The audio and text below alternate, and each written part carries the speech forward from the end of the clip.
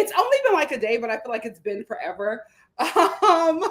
So sorry, your girl got work. I had to work, so I had to take that day off, and then I probably will be working again next week.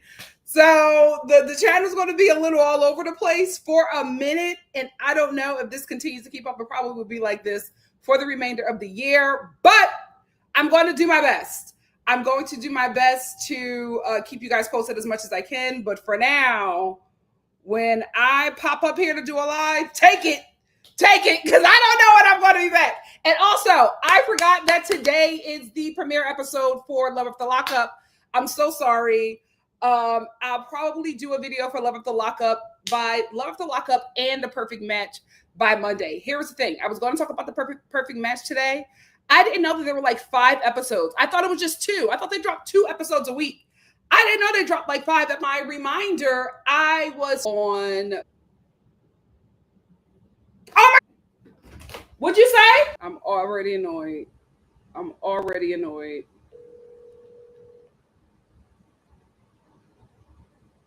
How is it? Is it still cutting off? Yeah, just go out and come back in. Can you? Okay, I'll go. I'll just yeah. All right, let me. Oh God. Okay.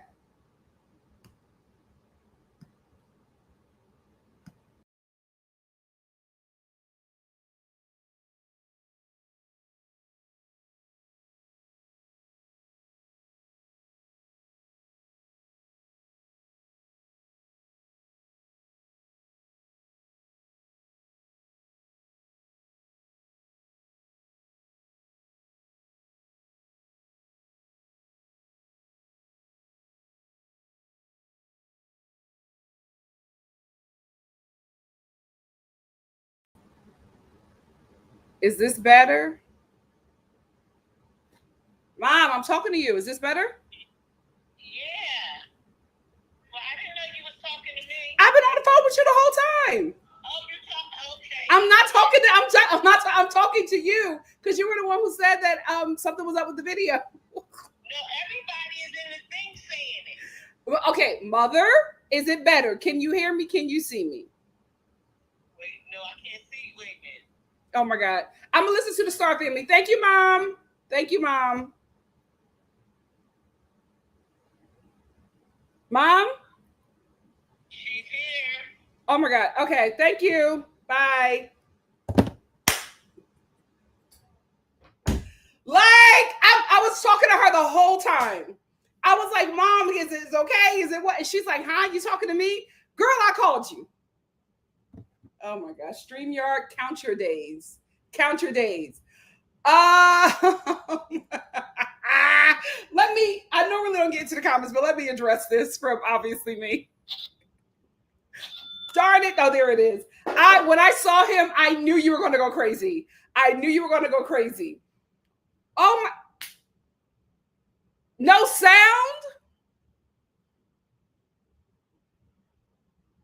Oh my God.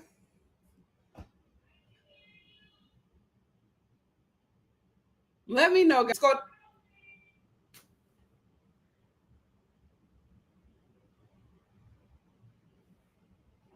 I don't know what to do because it's not on my end. I don't know what's going on with StreamYard. Huh? I do not know what to do.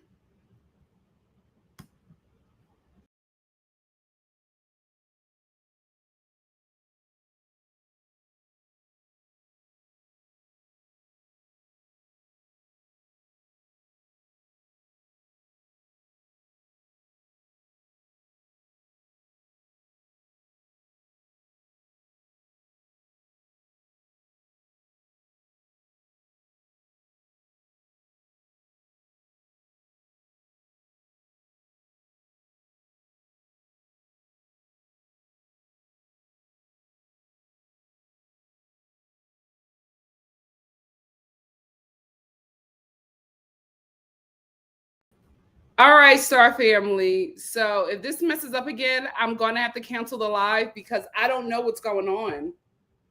I have no idea it's StreamYard. It's not me. So I do not know. If it keeps on happening, I'm just going to have to cancel and like delete this because I'm trying to fix it, but nothing, it's not telling me that there's an issue. So I can't, let me go on YouTube and see what you guys are seeing. Because I cannot see anything on my end. It seems fine. It's still cutting off. All right, I'm going to have to get out of here then. Oh, that sucks. I had so much to talk to you guys about. I had so much to talk to you guys about.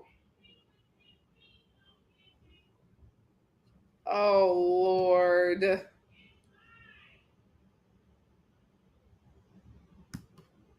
Oh, I don't know. I don't know because it's not on my end. So I don't know.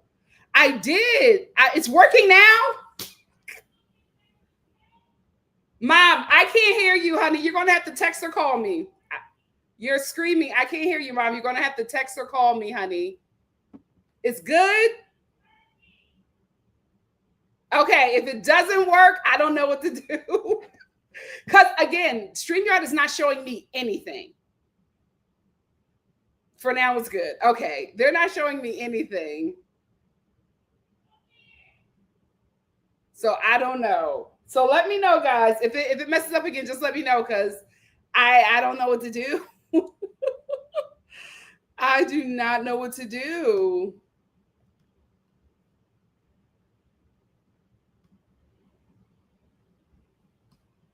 Oh my gosh.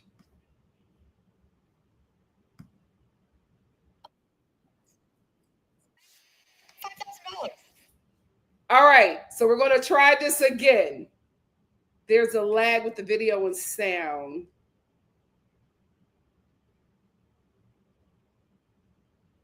Oh, God. Okay. There's no, I don't know. It's okay. Some people are saying it's not a lag, and then some people are saying it's a lag. I'm going to continue the live. I'm going to, okay, so I'm going to talk for like 5 minutes. If we have more issues, I'm going to end this live, but don't worry, I'm going to do another one. Okay, leaving to come back. Okay, so guys, if you haven't a lag or anything, can you leave the live and come back? Because some people are saying that it worked for them. My mom said the same thing. Mama said we can power through.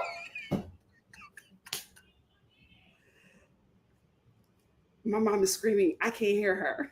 I cannot hear her. Okay, it's working for some people. Okay, I'm going to keep going. Just keep me posted. Mom. Hello? You are screaming. I can't hear you. So listen, if there's anything. Don't give up.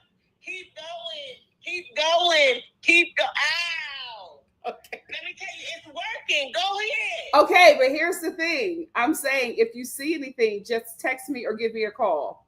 Not a problem. All right. Thank you. Oh my God. It's welcome. Welcome to the first day of August. I'm telling you guys, it has felt so weird today. I don't know what's happening, but today has felt weird. So I'm not surprised. I'm not surprised. However, I will keep going. But again, I will, if this does happen again, I'm just going to cancel this one and just do a new one right away. Just give me like 2 minutes and we'll do it. Don't worry. I'm not going anywhere. I want to stay here. I'm just going to get out of this live. But anyway, I am not doing the perfect match today because I didn't know that the perfect match was like 5 episodes. I thought it was 2, and I still got like 3 more to watch. So I'm going to talk about Love at the Lockup, The Perfect Match, and Project Runway on Monday. That'll be another reality TV chat. Or I might just, since The Perfect Match is 5 episodes, I might just do that by itself because that's a lot to get through. I don't know. It might be The Perfect Match and then a reality TV chat. We'll see. Are y'all feeling a perfect match like that? That y'all want me to talk about it by itself? Let me know. If not, I'll just throw it in the reality TV chat.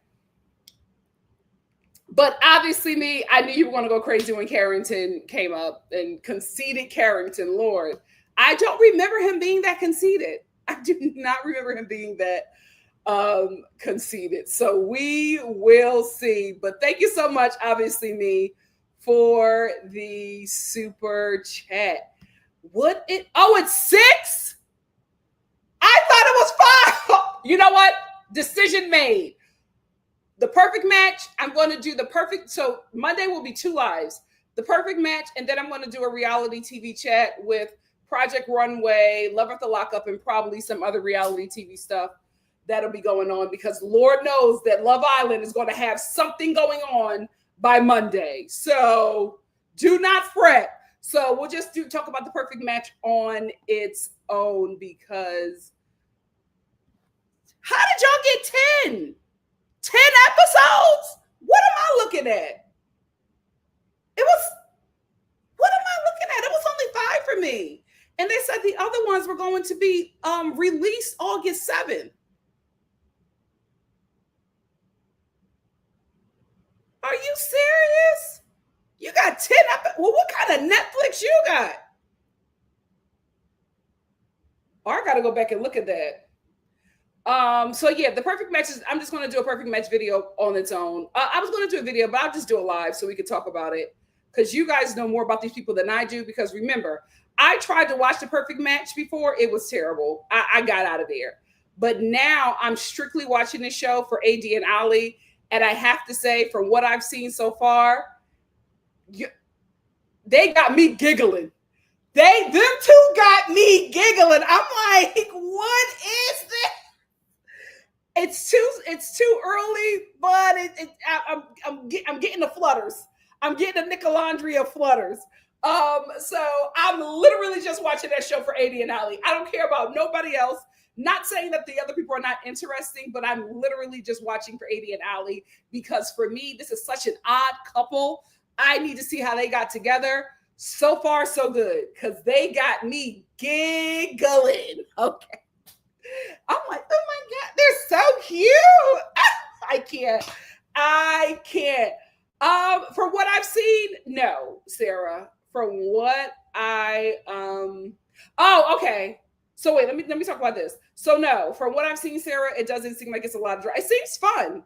I actually like this cast. I didn't like the last season's cast. I really didn't have anybody to root for. They were all over the place. I'm not surprised. They They needed Kim Cattrall. That was an essential character. It wasn't working. Oh my God. What is the Bachelorette drama? Send it to me. Oh, really? We want scripted? There's another show on Peacock. Okay. You want scripted from me? Let's go. Let's go. Okay, because there's another show, Twisted Metal. Would y'all be interested in a Twisted Metal review? I love that show. I love that show. Wait. There's Perfect Match drama? What the hell is going on? This season just started.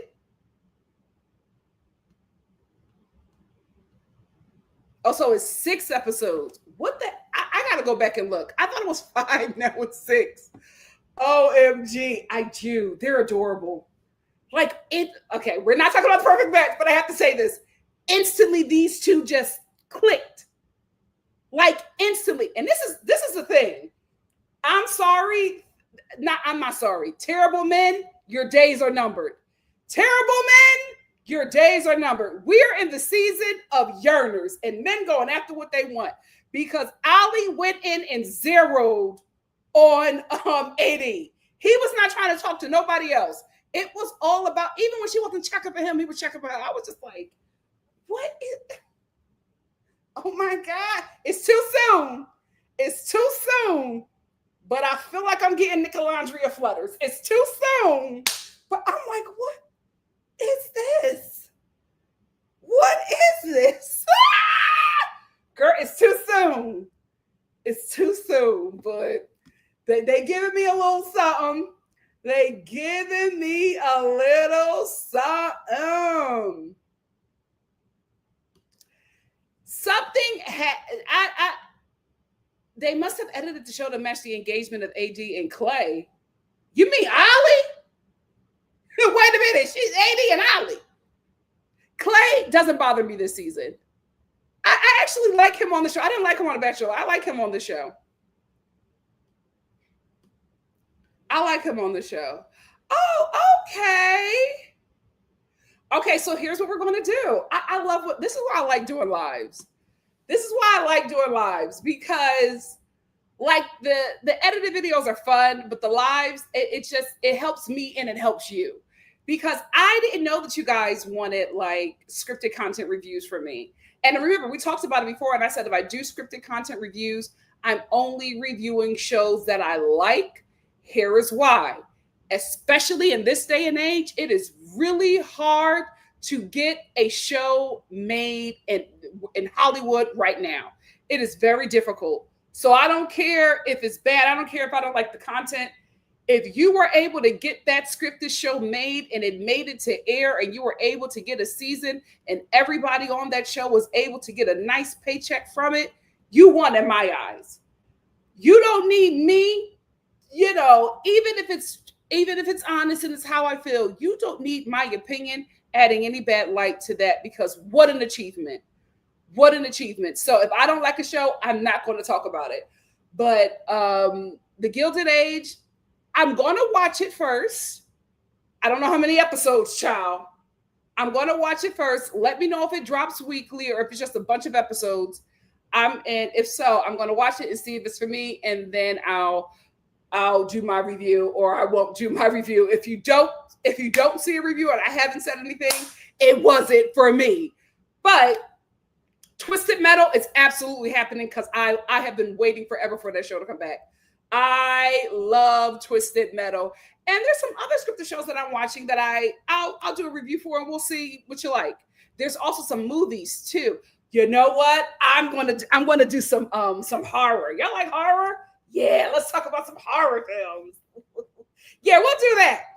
We will do that. Okay. Listen, Twisted Metal. It's really hard to like do a series from a game show, from a video game. It's really, people don't realize how hard it is. I think they did a fabulous job. With Twisted Metal. So yeah, we'll absolutely talk about that. Okay, So the horror reviews will probably start the second week of September to prepare us for spooky season. And the reason why I'm going to do it the second week of September is because I'm a horror hoe. I got a lot of movies to get through. I got a lot of movies to get through. Oh, season 3. Oh, Broadway. You had me at Broadway. All right, I'll check it out. Nisha, thank you for the super chat. Oh my God. I gotta get new batteries. Thank you. Nisha said, hey, beautiful. Thank you so much. From one beauty to another. I need you to please do a live every Friday at 9 p.m. I need this for a safe place of comments and the host acknowledge of my feelings and my perspective in any situation. Thanks, Nikki and Star community, for loving me. Oh, absolutely. I do plan on being here every Friday now because of Love at the Lockup. I don't know if I could be here at, oh, wait. I might be here after 9 p.m. because I think that Love at the Lockup is 6 p.m. my time. I got to check and see. But I will continue doing Friday lives. So don't worry about that. Friday is a definite day for us to connect. So do not worry about that. So yeah, guys, send me your scripted content. Again, Nisha, thank you so much for the super chat. Send me all of your recommendations for scripted content, for scripted shows that you would like for me to review, and I will do it. Obviously, me, thank you for another super chat. Obviously, me said that you were saying about Carrington, he's a cutie, and I'm very excited for you. I did not know that he was that cocky. I didn't think that he was that cocky on his season, but he knows he's fine, child. He knows he's fine. Let's see if he works well with this cast of Too Hot to Handle. But again, I'm literally just watching for Adie and Ollie. I'm waiting for the new season. It's so good. But here's the thing with Rhom. We need to know something next season. Like, I can't keep on, like, we get that, like, this is what I love about Rhom, that it's so suspenseful. It's so good. It's so gory. I love the horror. But then, like, we get to the last 2 episodes and they try to, like, give us all of this information in one, like, episode. And then we got to wait for the next season. And I'm just like, no. Next season, I want to start off with who the hell those 1950s dead people are. What are those creatures? What's up with the dead kids? Like, I want some information. Let's start off right there. How can we kill them creatures? How did that girl get pregnant with that dead creature? Are we not going to talk about her eating rotten fruit? We got to have these conversations. We have to have these conversations. Who is calling them people? Who is picking up the phone and calling them people? What's going on? What's going on? Are they dead? Are they alive? Are we in a dream? We need to start off the next season of Rhom with answers. It's too long for us to not know what's going on. We are also in a season where stuff gets canceled very quickly, and you cannot be so cocky to think that you can drag a season along because you think you're going to have another season to drag us again. Absolutely not. They give us 8 or 10 episodes, baby. If y'all are going to drag this on, then y'all need to give us 22 episodes. We need to get back to syndicated television. I'm sick of this. They need to let us know what's going on next season. I love it. It's a good, thank you. Answers. We need answers. It's too long. What are we on, season 4? We still don't know what those creatures are. Why are they all creatures from the 50s? Who put the rocks? What do the rocks mean? How did the talisman or whatever? Come on. Why are certain people, why is that, why the big black boy having visions? Come on, why that weird white girl torturing people and hearing voices? Answers. I need answers. I need answers.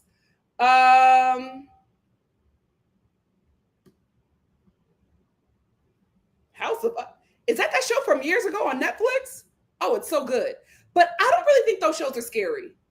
Like those shows, I mean, they are scary at times, but you end up like crying and feeling so sad.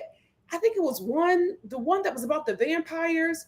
I was crying at the end of that one because with the Muslim dude and his son, when they were praying to Allah, waiting for the sun to rise, and he's sitting there kneeling on his prayer blanket, and then the next thing you know, his body turns to ash.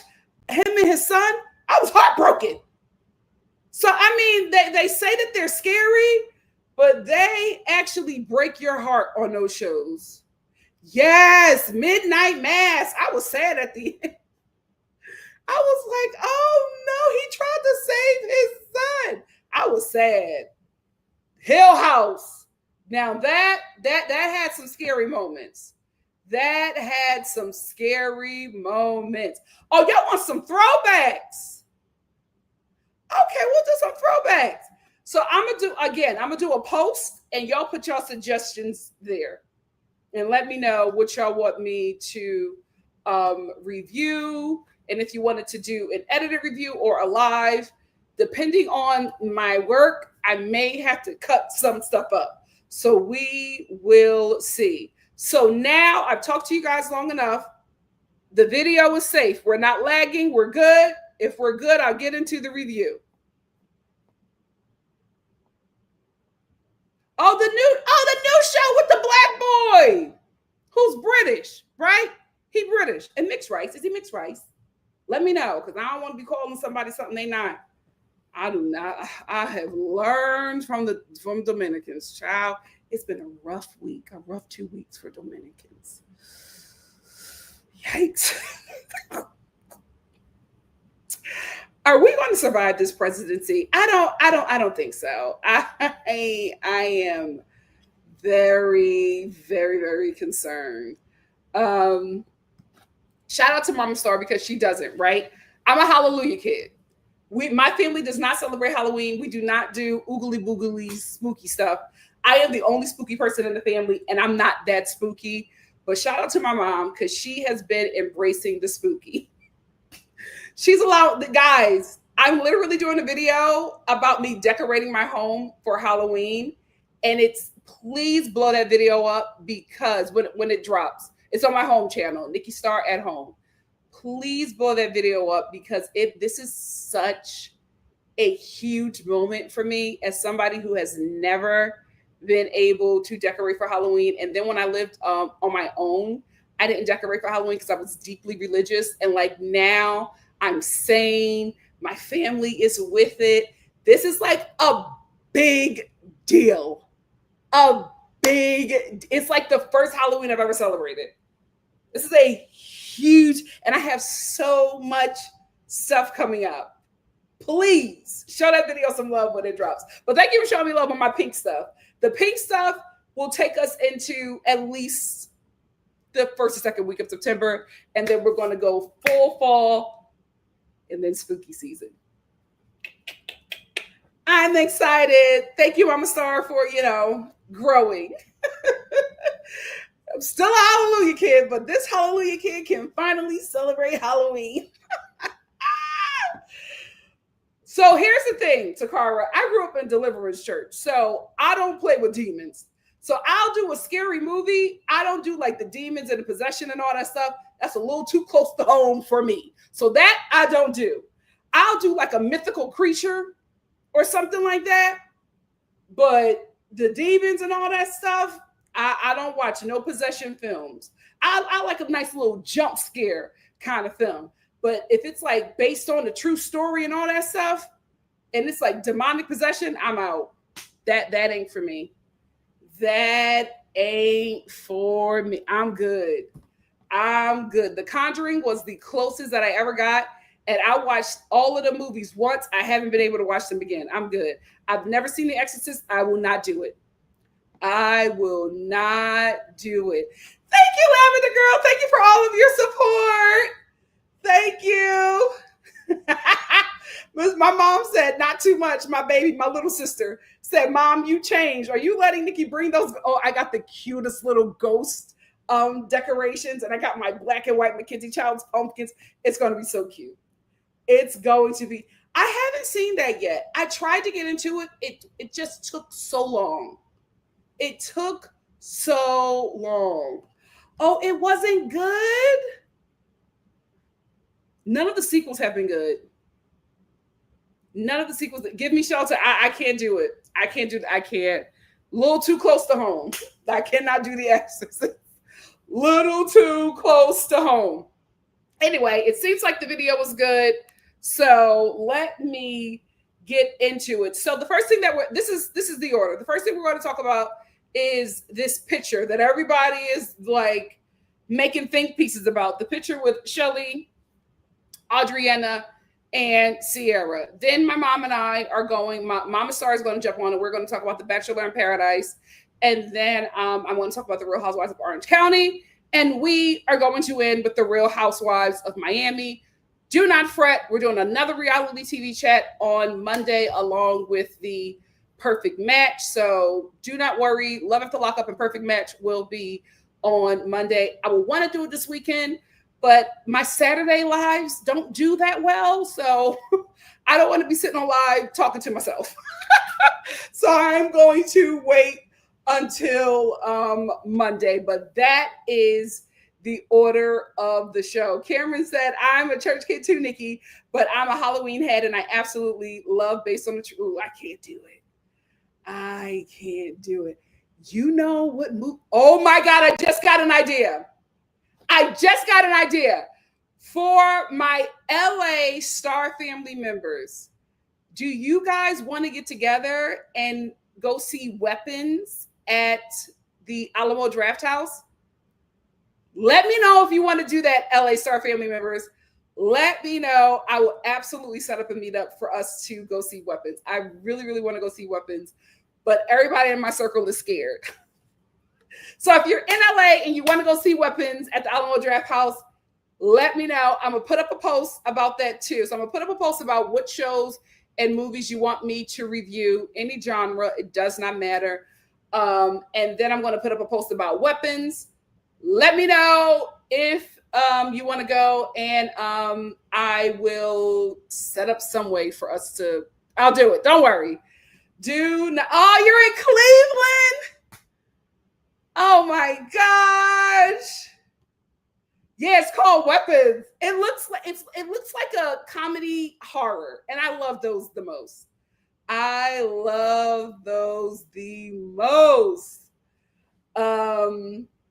Oh my God. See, everybody is not here.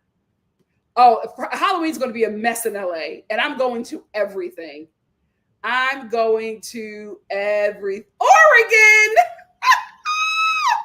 New York.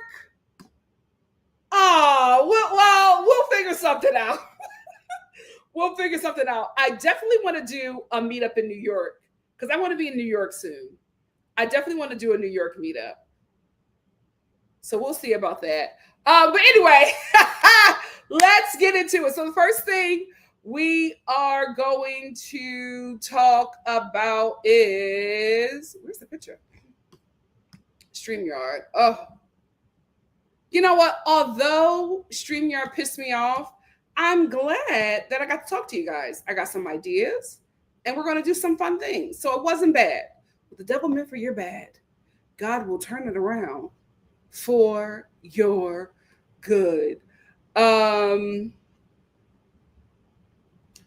worry. We're doing something in Atlanta. Don't worry. I am going to start off with Simply Simone's comment. Simply Simone says, Chelley and Alandria's Twitter canvases were already beefing over them doing the Kiki interview together. I saw the picture and said, well, this is going to be a mess because the fire had already been started. I saw that my mom showed me that picture and I was like, here we go. So let's talk about it. This is the picture that everybody is going crazy about. And I have some thoughts. So, oh wait, can I do this? Oh no. You know what? Hold on.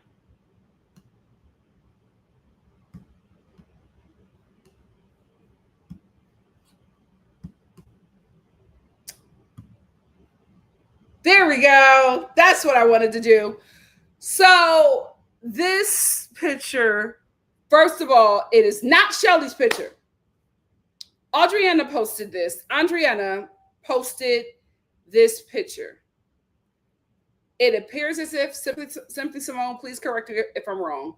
It appears as if CIERA, Chelley, and Adriana are at an influencer event, because I'm looking at the clothing rack in the back, and this is from Adriana's Snapchat. So it appears as if they're going there and they were picking up swag. This is what they do all the time, especially out here in LA. There are so many like brands and companies or whoever who just have showrooms, and they invite celebrities and influencers to come to their showrooms and pick up swag, and they want them to they want you to wear it, share it, and tag them. It happens all the time. So it looks like they're at some showroom, right? And because they were all there at the same time, Adriana took a picture. Seeing Chelley in this picture, I was just like, oh my goodness, I would love for her and Alondria to turn on the discernment, because I would have never done this. I would have never done this because of the fan base. However, this is somebody who just got her phone back like 2 weeks ago and has not been clocked into everything that's happening. And it appears as if she, rightfully so, is spending a lot of time off her phone and in the real world because of all of the racial online violence that she has been receiving. I still don't think this was a smart move, but it appears as if she's not clocked in, and it appears as if she doesn't have a team yet. When she does have a team, we will never see a mishap like this again. And the reason why this wasn't smart for her to do, because CIERA is in the picture. CIERA is someone who was removed from Love Island because she described her eyes with an Asian slur, an East Asian slur. And because of that, the Asian community, specifically the East Asian community, was uncomfortable with that and wanted this person removed. CIERA came out of the villa, did an apology video with an empathy shirt on, very calculated. And then as soon as she felt like she has suffered enough, she came back and started doing videos, taking shots at Alondria and Nick. Now, we talked about it before, and I said she is doing this because she's making money. Her videos get millions of views, and she is doing her best to stay in the spotlight because CIERA has made her living as an influencer. So she does not want to let this show die down and disappear and lose her influence. I personally think that she is going about this the wrong way. My suggestion was for her to take a break, step back, let people forget about her, and then come back. Share a mission trip that she did, share herself going to sensitivity class, share herself making sourdough bread, come back on January 1st saying, here's to new beginnings, a new year, and a better and wiser me. That is what I suggested that she do. She decided to not take that information and is starting to craft a villain edit for herself. The show didn't give her that. She created this villain narrative for herself, because to be removed from the show for using an Asian racial slur in 2025 at your big age is absolutely ridiculous. She is not a child. If she can hop on a wee several times on national TV, she should have the wherewithal to know that the slur that she used is not appropriate, which lets me know that she is in a community and in company of people who uses slurs. And because she is the only one in the room, she thinks it's cool. This is a bad move for her to do, to try to get back out there. So So to not lose her presence or following, but she's doing it at the expense of the Asian community, and she is using the Black and POC girls to get back on the good graces of the community that she once was able to gain when she was influencing, and that is the white community. She wants the performative whites as well, because the performative whites are the only ones still holding her to the stake over this slur, and they're not holding her to the stake over her using the slur because they care about the Asian community. They are using it as a way to take down another person of color. I think she's very aware of that. So now she is using Black and brown bodies to get her to platform her in a better position than she was when she left the villa. It is extremely calculated. It breaks my heart that Chelley and Adriana do not know that. Let me break down what I think is happening in this picture. I think that Adriana, I think that she said, let's take a picture. I do not think that Chelley came there with CIERA. I do not think that she is best friends with CIERA. Chelley did not post this. This was not her picture. She did not take the picture. She was in the picture with CIERA. This does not mean that she is okay with Asian racism. Or racism. This does not mean that she is backstabbing Alandria. All it is she was at an influencer event and she took a picture and CIERA was in it. I wouldn't be surprised if Adriana and Chelley were taking a picture and CIERA jumped in. I would not be surprised. I do not think that this is as big as a deal as everybody is making it. I think it's becoming a big deal because the people who did not like Chelley, because she is Black and because she is dark and because she had the attention of everybody in that villa, when it shocked people who did not see her as the preference, I think those people are making this a bigger deal than what it actually is, because they just wanted to have something to nail this woman to the cross. And I hate the fact that she has to walk a thin line, but unfortunately, this is the reality of today, because CIERA should be the only one getting the smoke. Chelley and Adriana should not be getting anything, especially Chelley. The way people were so quick and ready to switch up on her, they never supported her in the first place. They only supported her because she had so much support that they did not expect, and they wanted to be on the wave. I don't think that this is a big deal. Am I excusing East Asian racism and slurs? Absolutely not. But I am absolutely sick and tired of Black women being held to the highest standard that nobody else is held at. CIERA should be the only one that people should have an issue with.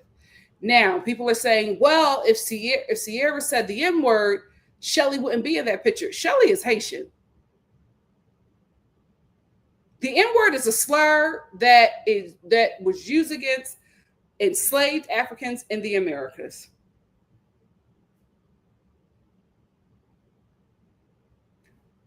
My community took the power back from that word and made it popular, because everything that we do, child, we make it popular.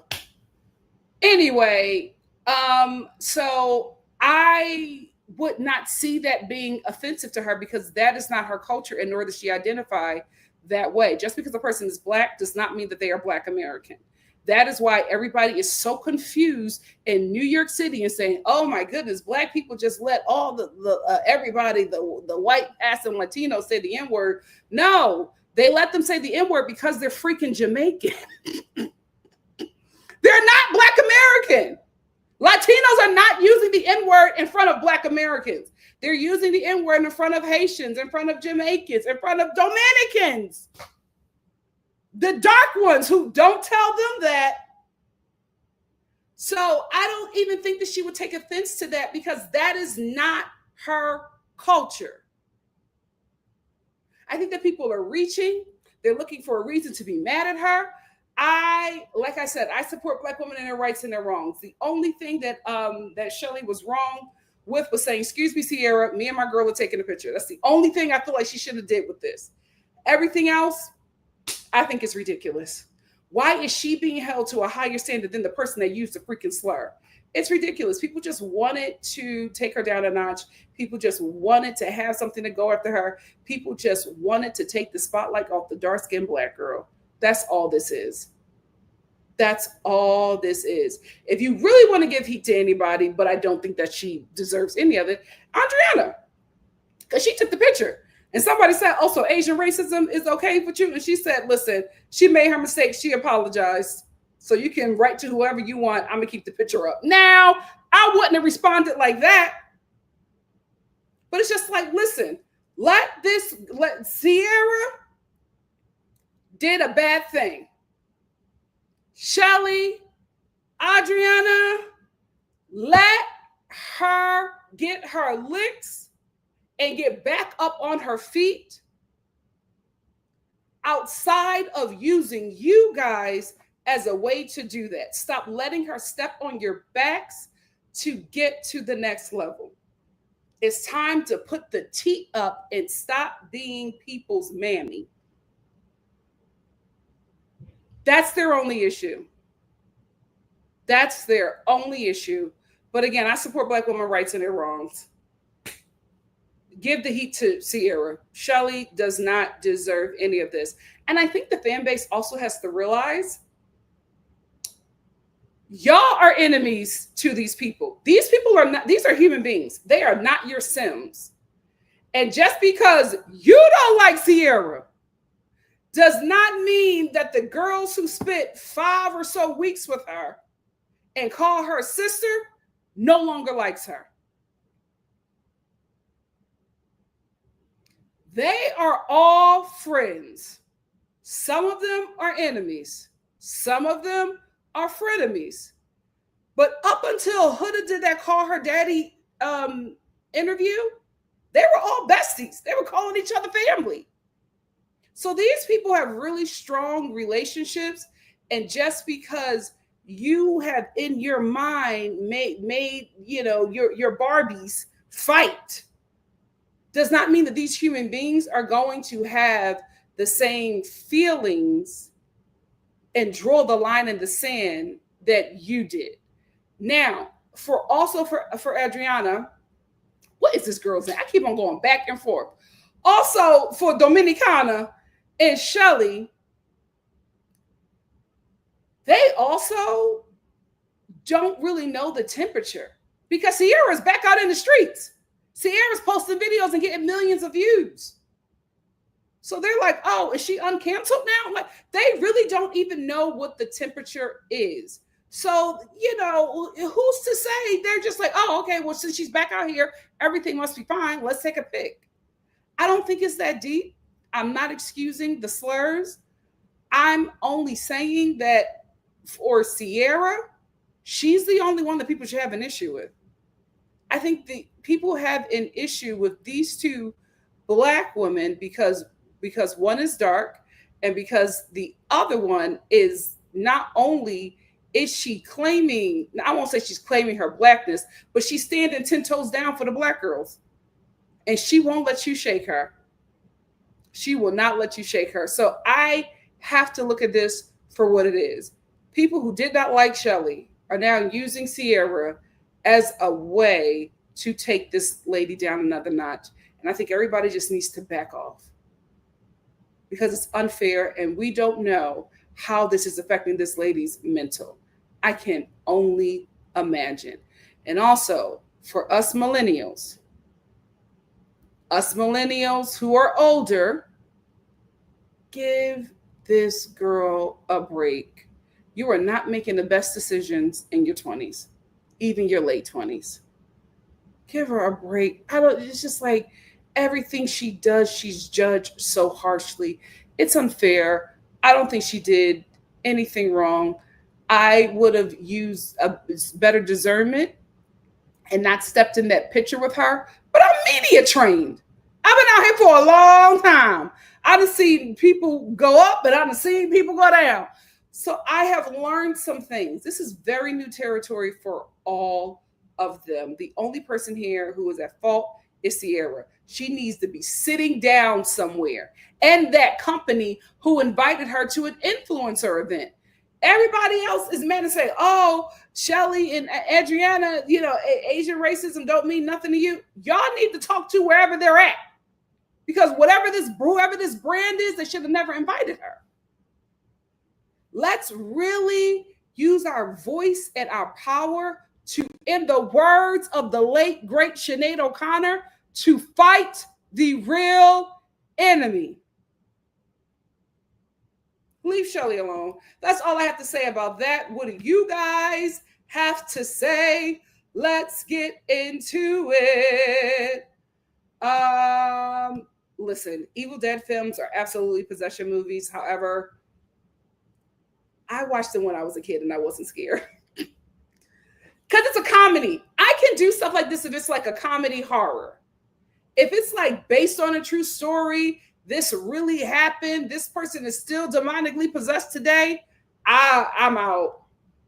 I am out. Yes, are the New Yorkers in the chat okay? Please let us know. I'm so sorry for y'all. Again, I love New York City and I absolutely want to buy an apartment there. I'm concerned about that weather, child. I'm like, is New York going to be around in the next few years? I'm scared. It's giving Venice, Italy. I'm scared. I am scared. It's ridiculous. And I'm just like, these guys are really friends. You may not be friends with them, but they are really they have a real relationship. I don't think Elandria read into that. I don't even think Elandria cares. She's somewhere getting her back blown out by that white boy from Jacksonville in Greece. She not thinking about them. It's ridiculous. Oh my God. Boston might happen this year too. Germany. Oh. Listen, like the video, send me some super chats. But Boston, that might happen. That might happen. They've been cussing her out, give me shelter. They've been cussing her out. She's in France? What is going on? E for Empathy said they just want to ruin their friendship and it's making me so mad. Yep. Spency said, I think it looked bad because of the racism, but I understand because she apologized. That's the thing. It's just like, it absolutely looks bad because of the racism, but CIERA is everywhere and getting invited to everything. Do you know how confusing that could be? It's just like, oh, you got invited to this too? Oh, you're here too? Oh, they gave you a swag bag? Oh. Is everything cool? Like that would be mad confusing to me. Jazzy said, I didn't watch even one episode of Love Island, but I am here for the tea. I know that's right. Hannah says, CIERA knew how to make sure that the hate will go to Chelley. She's very smart. She's very media trained. She's extremely media trained and she's extremely calculated. I need for my girls, where they at? I need for them to sharpen their discernment. Like, it's time, y'all. Y'all are in really great rooms. Y'all have a lot of influence. It's time to sharpen your discernment. Y'all need to sit at the feet of Beyonce and learn the playbook. Y'all have got, because Alandria, I was so afraid for her in Sag Harbor. And everybody was just like, oh, she's a corporate girlie. She knows what she's doing. That white girl that kept on kissing her and stealing her energy, corporate girlie or not, she needs to learn how to say, sit down, back up, I rebuke you. Like, come on. We got to sharpen our discernment. I'm sorry, you were thrown into the lion's den, but God has shut the mouth of the lion. You will be safe. But you got to use wisdom. All of a sudden, CIERA just want to hang around the blacks. She has yet to hang around them white girls that abandoned her. She keep on want to hang out with her sisters. Wasn't she just mad at everybody because they were so happy for you and for Elandria and Nick? Let's turn this on.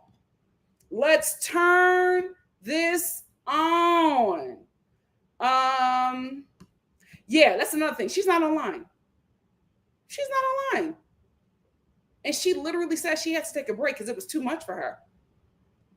So that's the thing. I don't think that she is really aware of everything, but she is aware of why CIERA got removed from the villa. I wouldn't have been in that picture. Chrissy said, I think it's more messy that Adriana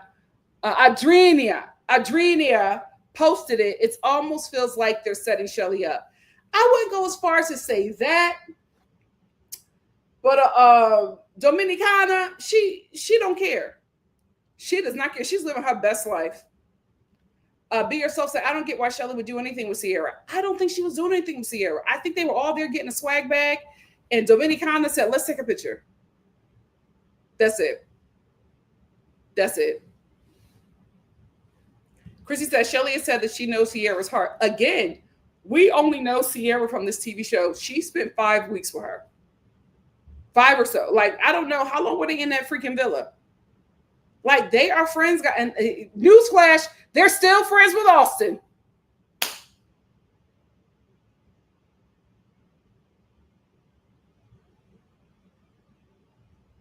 Let's not hold these people to a higher standard that we don't even hold ourselves to. Because some of y'all sleeping with a racist. It's like, oh, he's from a small town. But Sippy Simone said, I said the same thing. That told me automatically that she doesn't have a team yet, because to even be in the picture after all of 404 antics towards Nick and Alondria does not look good. I agree. Chrissy said, but in my opinion, right? Everything with CIERA is so calculated, and I hate how it seems that no one's catching it. Yeah, that's true. I also say, I feel like a lot of older people are getting it. Like, you know, the Gen Z ain't getting it. Sippy Simone is the only Gen Z clocking this mess. Oh my goodness. Are you the youngest, or were you the only child raised around older people? Because you are the only one in Gen Z clocking this mess, Sippy Simone. But like, the girls can't see it. I'd be like, Alondria, listen, get off of that stream, you know. But it's all very new, you know what I mean. And these people, they did not think that they would come out and be instant celebrities. So it's a lot to take in. It's a lot to take in. I'm going to give them grace. Why? Because nobody else gives Black women grace, especially the dark ones. I know what it's like, so I'm gonna look out for them. Hannah said, I can't get mad at the Asian community because had she said the N-word, we would never forgive her. Absolutely, but we got to stop comparison. We have to stop the comparison. The Black community, especially the Black American community, moves very different. And however the Asian community wants to handle that, fine. At this point, I have yet to see somebody from the Asian community be like, oh, this isn't okay. It's a bunch of white Latinas and 12-year-olds. I'm like, oh, this is Hood Hive. This is not people who really have an issue with CIERA. And if you have the issue, keep it with CIERA. It should not have been, oh my gosh, Chelley and Adriana, why are you taking a picture? It should have been CIERA. What the hell are you doing out? Go sit down. Volunteer at an API festival. What are you doing? That the heat should have only been on CIERA. Now, could you side-eye Chelley and Adriana? Of course. But to make this about Chelley when CIERA is right there, crazy work. Crazy work. Why are we holding her to a higher standard than we're holding the person who said the slur? It don't make sense. It don't make sense. After the reunion, nobody will be talking. Now, I feel like everybody friends now, but I think that reunion is going to blow up everybody's spot.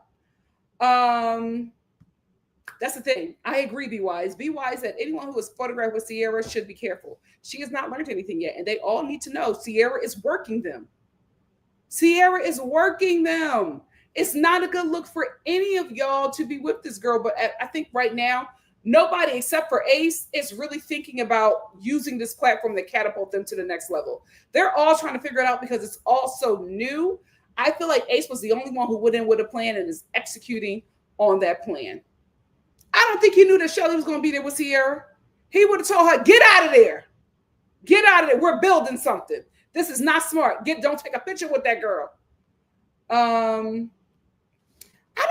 honestly do not think that it's as big as everybody is making it. I really, really don't. I don't think she took the picture with her because she hates the Asian community or Landria.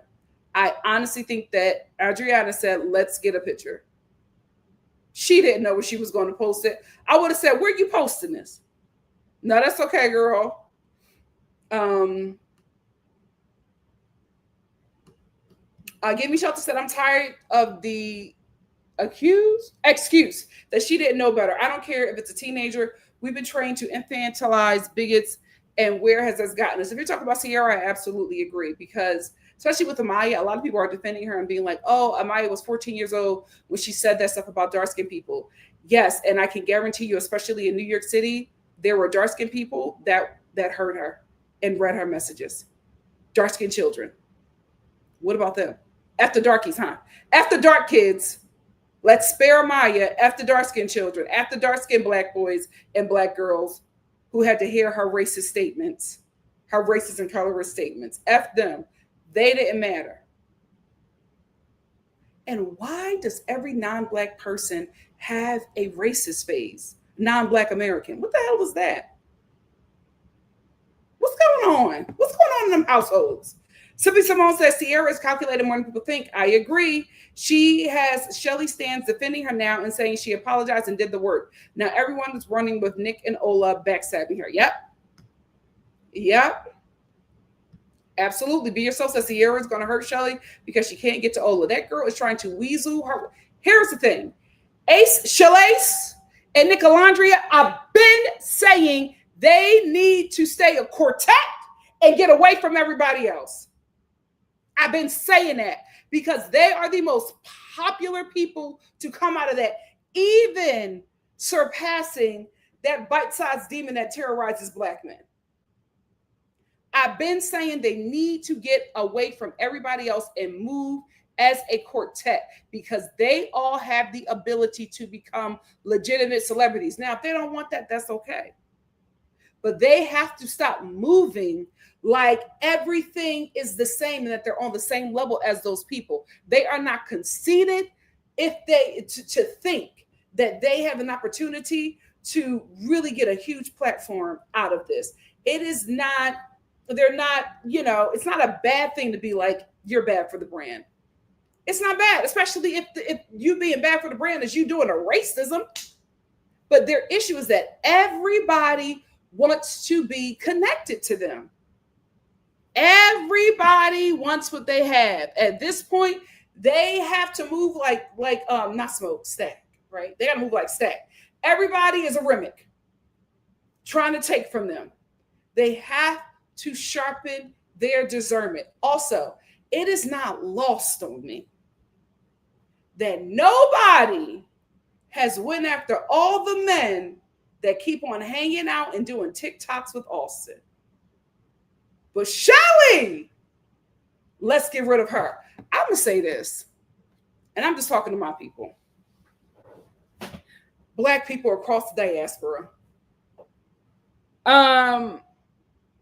You better wake the hell up. You better wake the hell up. I'm sorry. I am moving very differently now, especially under this presidency. I am not holding any Black person accountable publicly. I'm not doing it. This ain't a safe space. This ain't a safe space. At this point, everybody got to start working together. Everybody has to start working together. I'm not entertaining them diaspora awards. I'm not doing none of that. We are moving as one band, one freaking sound. I don't care what that Black person did. I'm not talking about it with you. Now, with my mama in our kitchen, I'm going to have some things to say. But in mixed company, absolutely not. And so many of y'all, especially the young ones, so many of y'all want to be seen as the righteous Black. And I'm telling you, it doesn't matter how much good you do. In the words of Jay-Z, still Nick. It does not matter. So everybody making these videos and posting on their threads and Twitter because they want to show all the non-blacks that they're holding Chelley accountable. It don't matter. You're doing that because you want to be like, see, I'm not like Chelley, I'm different. It does not matter. You are black. It doesn't matter what culture you identify with. If that hair is curly and that skin is dark, one band, one sound. It don't matter where you were born. Don't matter where you grew up. If you look like an African, especially the ones from the South, one band, one sound. I would even say this for the Dominicans, but y'all got a lot going on. Y'all got to figure that out. Y'all got to figure that out. And everybody's making their think pieces. I can't believe Chelley. It don't matter. Y'all doing that whole song and dance and that performance so the non-blacks can see you as a good one. You will never be seen as good as long as you're black. You got to let that go. You got to live your life. Have fun. You will always be the villain to people who were envious of you. Let it go. Let it go. Hold your think pieces. Hold your Twitter comments. Hold your threads. It does not matter. Oh, I don't agree with what Chelley did. It doesn't matter.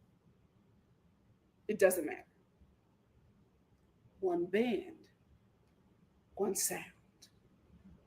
Now, this is kitchen table talk.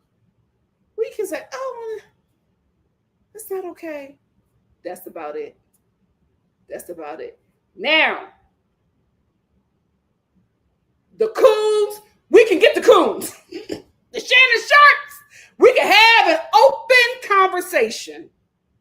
But everybody else, one band, one sound.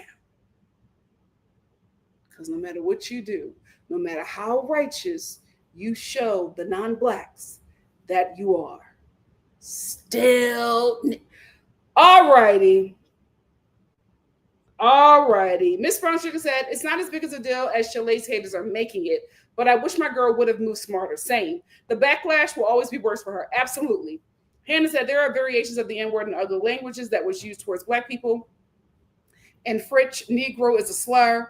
Black French people don't. Oh, really? Look at us learning something. I had no idea. I say Negro all the time. Oops. Had no idea. Thank you for teaching me something. They're so exhausting because they're not in school yet. I am looking forward to September, not just for the fall, because them bite-sized demons are going back to school. What the hell is going on, millennials and Gen X? Your children are scary. Get them off the internet and put them in summer school. OMG. Give Me Shelter said they do always scapegoat black women. It's like people getting mad at Kamala Harris, even though they did. I didn't want to get into it. I didn't want to get into it. Paulo Girl said, if you're Caribbean, you're black. That's just genetics. There are Southern Mediterranean Europeans I won't test because proximity to Northern Africa. Listen, if your skin is dark, your hair is curly, and nose is wide. Still. Hannah said the fans of the show are doing too much. Yes, because here's the thing. It always goes back to politics. The reason why we are being tormented by Gen Alpha and baby Gen Z, there no more recreation centers, no camps, nobody's in summer school, nobody is getting a summer job. We didn't terrorize boomers. They terrorized us. I was in every freaking camp. I was in artist camp, visual arts camp, performing arts camp, the Boys and Girls Club. Then I was going to summer school. Then I was going to that center that everybody went to so the kids could be smarter and go to school. And I'm reading ahead of everybody. That was a dumb decision. Please do not put your kids in any kind of programs to make them smarter, especially if they're going to public school. OMG. They're going to slap a gifted label on that kid and throw them in the office somewhere and have them making making copies for the teachers because they're so freaking smart. They don't know what to do with smart kids in public school. Don't do it. Let your kid read and learn at the same level as everybody else because that kid is going to be bored in school. Let me stop telling my business.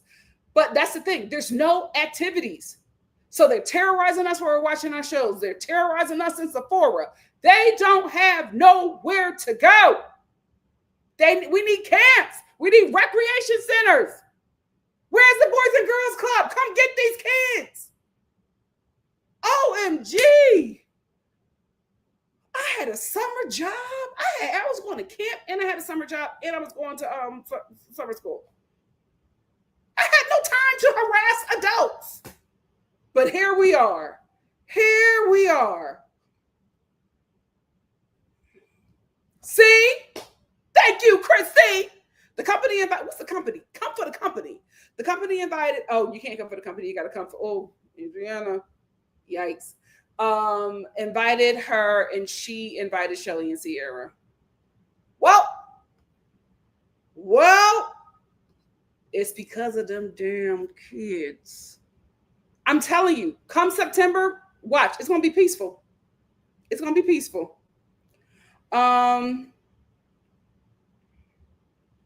Zora said, respectfully, if Nick can still be friends with Taylor, Chelley, well, here's the thing.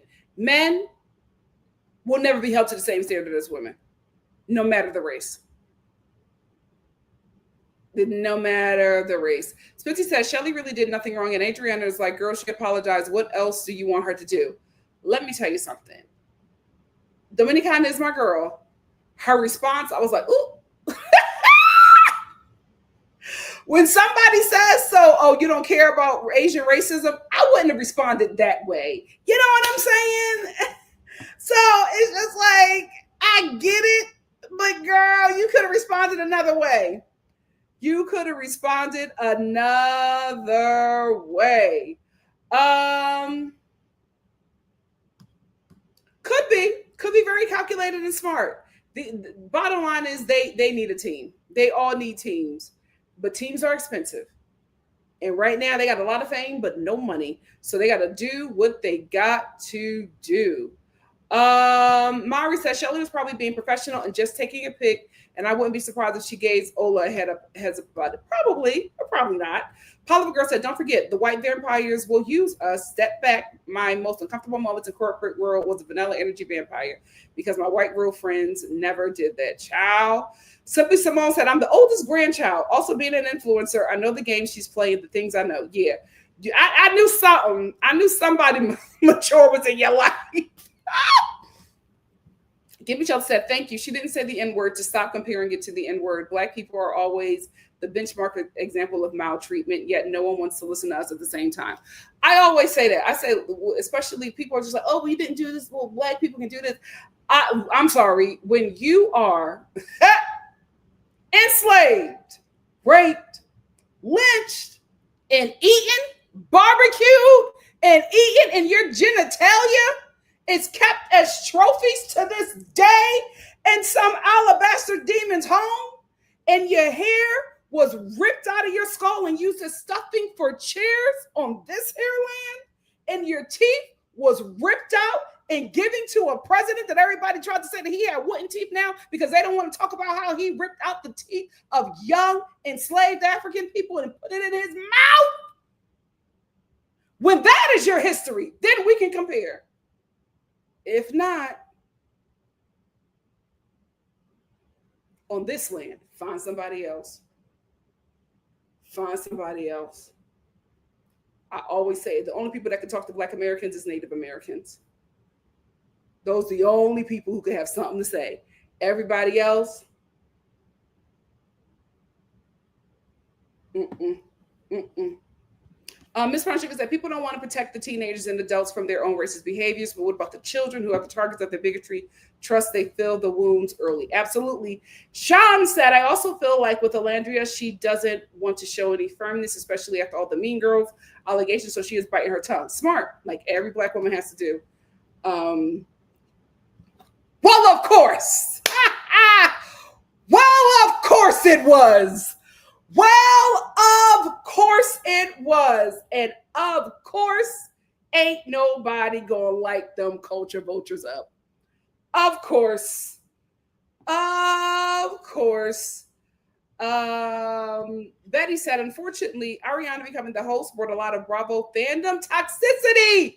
Oh, you are making some points over. And the Serena and Cordell fight last season brought a lot of Black influencers, celebs, and oh, you're right, Betty. You are right.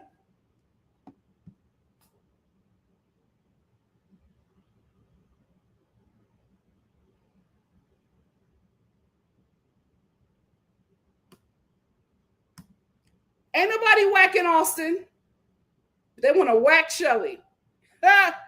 Please, please. If you lose me, I'm like, we can have a discussion. We can reach across the aisles and we can talk. When y'all start comparing, I'm sorry. If we're doing the Prussian Olympics, I win. I win. And I'm expected to have the most empathy. It's so unfair. It's so unfair. Exactly. It ain't nobody, hold on. It ain't nobody clocking them, but we clocking Chelley. Our skin, a lot of people don't know this. Black Americans, our skin was the original leather. The original leather.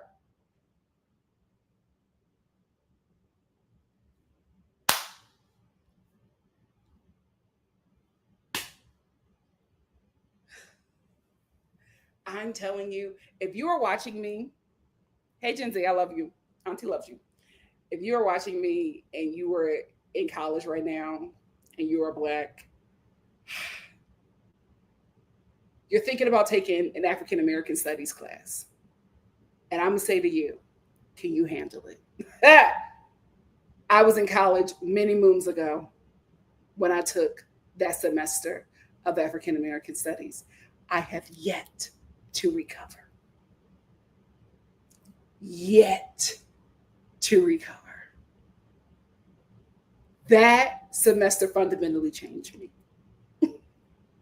I was not the same innocent bubble kid that I was when I left out of that class. It will fundamentally change you. I'm just saying, take it. Just know you will never be the same. You will never be the same. We're going to end here. Cece said, I took African American history because I was the first one went to an HBCU and I was sick to my stomach. 18-year-old me was heartbroken. Oh, every class, shaken to my core in tears, crying on the way home on the 42 bus because I could not believe it. I could not believe it. Simply Simone said, I will say Alondra is making moves and will handle things behind closed doors if need be. She got a good team and she got a good man. She got a white man that don't play about her. Listen. If you want to get a white boy, get one that don't play about you and will use his privilege to protect you. She good. She is good. Let's move on to Bachelor in Paradise. MomMA.Star, you ready? Oh, let me send you the link. MomMA.Star. Almost paradise. We're knocking on heaven's door. Almost. What a segue. I'm so sorry. We done went from cannibalism to Bachelor in Paradise. Welcome to our NikkiStar Live. Mama, you ready? Yeah. I sent you the link. Hop in. There you are. Turn your camera on. I can't see my face. What's going on? Oh my gosh. I'm going to kick you out. Come back. All right. I'm going to share another link with you. All right. We be on me. Oh!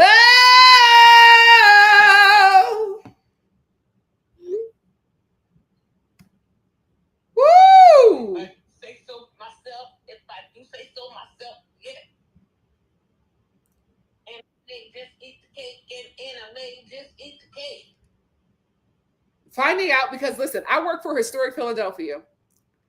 Finding out that man's teeth wasn't actually wooden Mom, for some reason. Yeah, where am I at now? I've been here. Wait a minute. Let me go out because I've been here. Yes, go out and come back. Oh, we be on it. Finding out that man's teeth weren't actually wooden. Whoo! America, run me my money. I'm not leaving. I'm not leaving this place until they cut me my check. Cut me my check. What is going on? And I was just backstage all that time. You were. And you wouldn't put me up. Well, oh, you know what? Oh, hold on. Something just happened. Refresh your page. Okay. Just eat the cake, anime. If you stop rapping. Oh my gosh. Nas B said, the way I have yet to even finish episode 1 of the new Bachelor in Paradise, I feel like I'm still lying to myself about finishing it and continuing to watch this season. I will say, me and my mom are going to review this next episode, but it's going to be so quick because not a lot happened. What's about to happen is people are going to start competing for money. Is my mic working? You're not in. Oh my gosh. I cannot see you. I cannot see me either. Oh, okay. Okay, it worked. So what I was saying, Nas B, is that it's going to get messy now because $500,000 is going to be involved.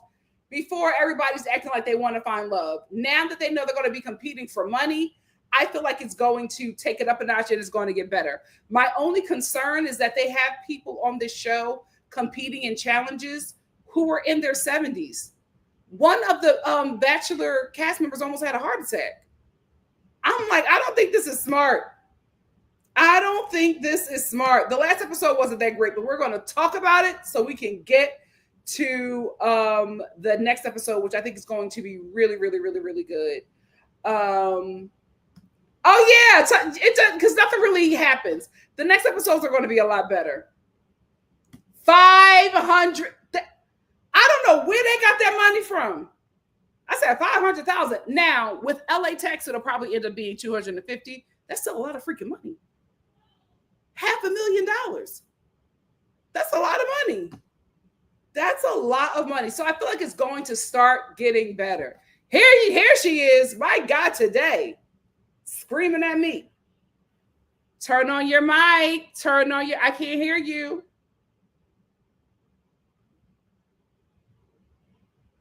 Nope. Oh my God.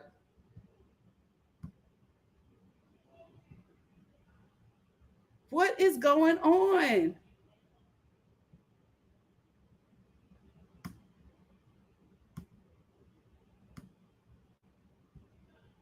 I can't hear you.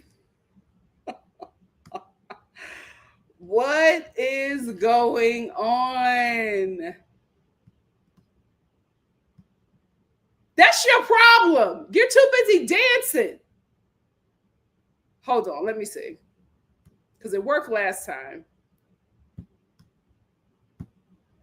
Mom? It's you. I can't hear you. It is.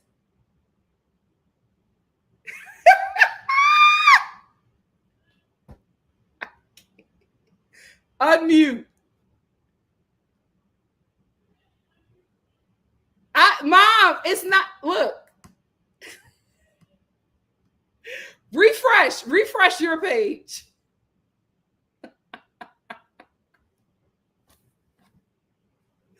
The timestamps on this show is going to be crazy.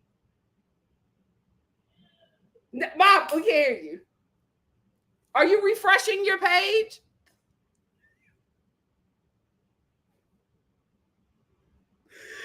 Oh my gosh. The problem is, I don't think so. You know what, Mom? Is your microphone? Hold on. Speak. Hello? Yes.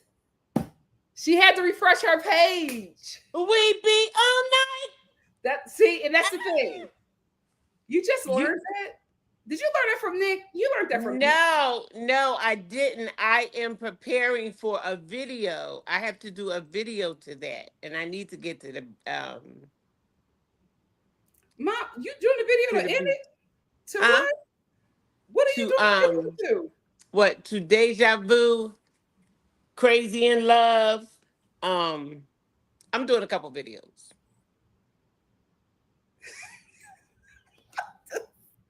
I need to see I need to approve it No, before you I do need it. when Drew come back. You know what I Oh, mean. okay. Me and him doing a couple We're videos. getting together this week, so you and him could brainstorm. You and him could brainstorm. Just All eat right. the cake, anime. Just eat the cake, anime. Hey, boom. Anyway, I've been trying to. Hi, Star family. Mama Star here. How y'all doing? Happy Friday. I love y'all. First of all, let me say something before I say something. I've been trying to get on this stage because I wanted to talk about CIERA. And Okay. then we'll go right into the Bachelor. Okay. However, CIERA, my problem with CIERA is one thing. She got kicked off and because of what she said, but because she is brokenhearted, she is trying to get back. She's trying to save face, so she's trying to go whichever way she can to show the public, I'm not hurt, whatever. But she wants to have a conversation with Nick. Mm-hmm. She She does. wants to have a conversation with Nick. She's She doing her want best to to get close say, to him. she want to say, what the heck went on? I done sucked. Mom. You know what I mean? That was a slip up. You saw that was a slip up. Yes, it was. Let's not have another one. I want to take you Okay. down. I don't want to be taken down. Well, she done did some things, and she felt like she secured the bag. Yeah. And now to come off and see that his family was rooting for Landry and him, and that the fans and the NFL, she feels, as a woman, all that stuff she did on TV for him, she feels bad. You know what I mean? She feels, so she's trying to come back. She made a slur, and she actually wanted him to leave with her Mm-hmm. because they had closed off or whatever she said they did. But so she don't know how to fit in. I'm not making no excuses for her. I'm just saying she's trying to use whoever she can to make the public feel like I ain't hurting. I'm back. You know what I mean? She's trying to show up Mm-hmm. where she And really stay needs to. relevant.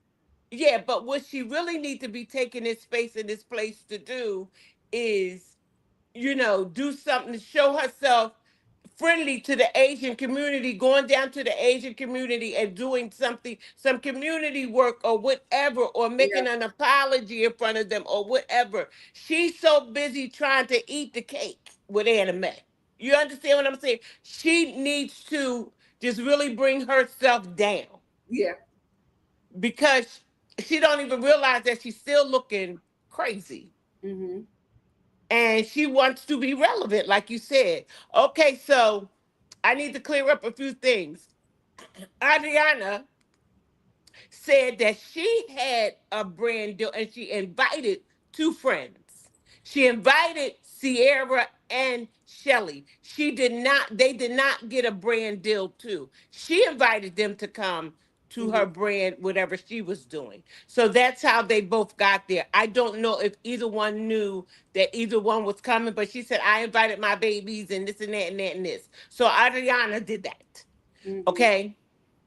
What I will say is this. I don't want us to start fighting over and trying to put Shelly and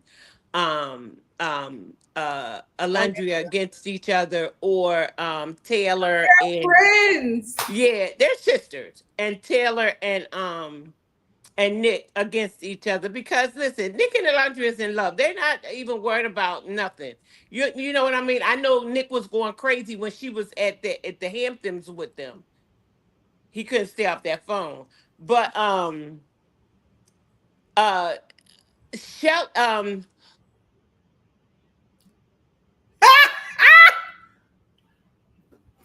Mom, I can't see you no more. Mom, I can't see you no more. My little sister is calling her. Tell her to text you. Tell her to text you. This is so ghetto. OMG. Oh no. Oh God.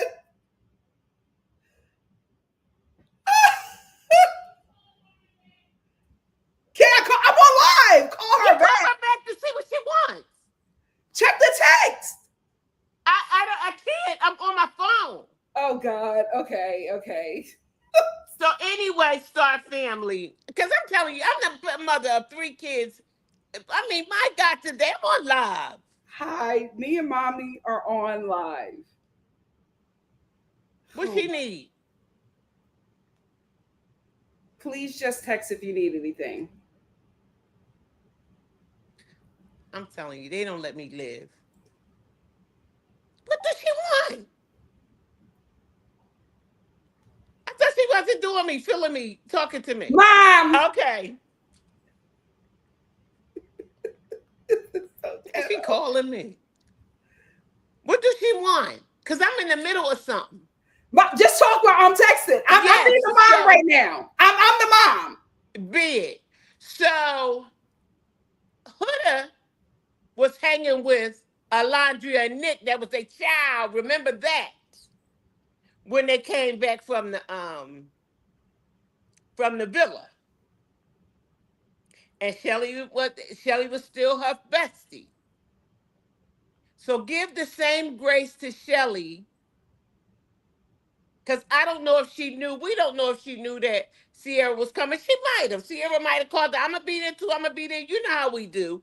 But I'm just asking us, the Black community, to give Chelley some grace until they talk. I don't want her and Alondria to be pitted against each other. Nick was so glad that Taylor was out the picture so he could go for Alondria, and he did. He got his girl. Him and Taylor is cool. Um, let them grow. Let them grow. But I do need Chelley to snap in it. Get with it. I need her to get with it and see what's going on and see things for what they are. Yeah. Even if she wants to be friends with CIERA, she needs to talk to her on the phone and let her know you need to they need to come together and stop posting her up, because that brings more of a conversation about her. They need to tell her what to do if they are quote unquote her babies, or laundry whatever her name is, her babies. They need to talk to her and let her know this is too soon, sweetie. Yeah. But she wants to be seen. Mm-hmm. She wants to be seen. She wants people to know, oh, I'm back out. You know what I mean? She like to scorn one. I'm back. Oh, he with her. I don't want him no more because I don't need a man to tell me he don't want me twice and this and that and that and this. Meanwhile, they're in Greece in the water hugged up. Mm-hmm. You know what I mean? Mm-hmm. So she's just feeling scorned. She's Yeah. just feeling brokenhearted, and she's trying to act like nothing is wrong. I'm with my girls, but that's not a good look right now. Yeah.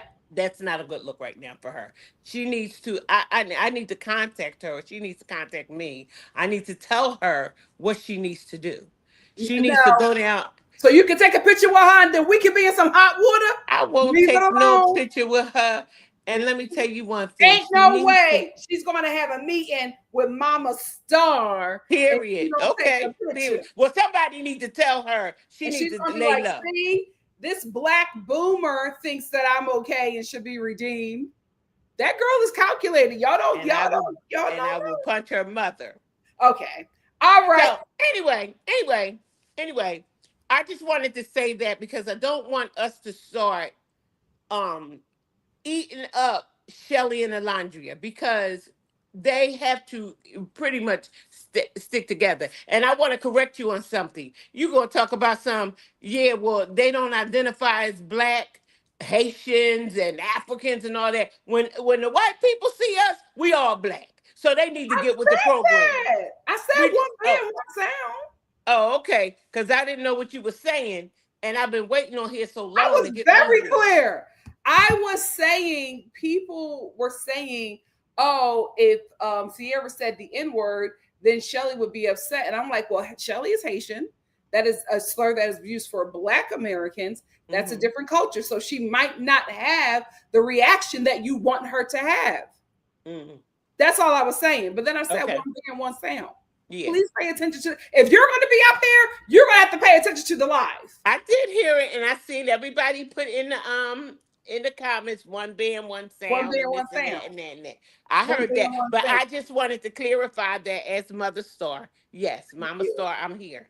So I just wanted to say that she's just playing the game. She needs somebody to show up with. So soon as it was her opportunity, she showed up with them and posted up with a picture. But I seen a couple of pictures where she was cut out. It was just Landria or Chelley because Chelley learned. Chelley learned real when she was cut out. Yeah. And also I seen, but I wasn't able to find it before the show started, where Chelley said that she was invited to the set. She didn't know that she was coming. Something to that effect. So and she was, because Adriana said that she invited them. It was her thing, and she invited them. Because she's talking reckless. She's talking reckless. She's talking about, well, she apologized. So and I'm saying, don't get yourself canceled. Adriana, whoever her name is. But anyway, everybody's trying to stay relevant. And they Adriana, whatever. No, I feel like you're putting the accent on the wrong end. Yes, but she telling you, whatever her name is. I think it's Andriana, Mom. Andriana. No, they said Andriana. She said no, Andriana. Something like that. She said. You're not saying it correctly. Andriana. Okay. Andri. Yeah. Andri. D. Okay. I'm probably wrong, but go ahead. Right. So anyway, I'm just saying that I just feel like she's just trying to latch on to Chelley. And Chelley, she's latching on to anybody popular. Yeah. And Chelley is not. And she's Chelley was somebody that could get her close to Nick. Yes, but Chelley. Okay, wait, hold on. We got it. Anna. Thank you, Edge. Thank you, Edge. Adriana. Okay, I can't roll my tongue, but that's okay. All right. That's okay. Yeah, that's what I wanted to say. And she wants to have a conversation with Nick. But Alondria, don't let her have no conversation with your man, period. It's over. You left the village. She blocked his sister. Okay. Ella is not bothering nobody. At all. Ella trying to move out because Nick doing his thing. So she done told the mother, I'm moving out. I said, Ella, what is going on? You follow his little sister? Yes. Oh my gosh. He's trying to move out. Adrina. Okay. Adrina. Yeah. Adrina. Got it. Adrina. Thank you, Star Family. The Star Family is so on everything. Thank you, Star Family. And I love it. I love it too. Mama Star, you were up here for Bachelor in Paradise. Okay, them old people. Let me tell you one thing. Bachelor in Paradise, they need to get rid of them youngsters and let these old people just go ahead on and do this. Because them old people, they are fun. So emotional. They are fun. They are fighting quietly. They are jealous. I mean, it's just a whole thing going on. And I am here for it. I'm telling you, Mama Star needs to be on there. Because, honey, I would have turned that island of paradise upside down. There is something. Gary thinks he is the hottest thing. No, he is. He's a hot commodity. Mr. Gary is getting everybody. Everybody is just so messed up. Nancy, Leslie. It's Natasha. You want him too. What is your beef with Miss Natasha? Talk to me about Miss Natasha. What is your beef with her? Because she had a man, and she should have just gone on and stick with that man. She gonna let him go and give Gary a rose, and Gary wasn't even feeling her. Gary took somebody else out on a date, took Leslie out on a date.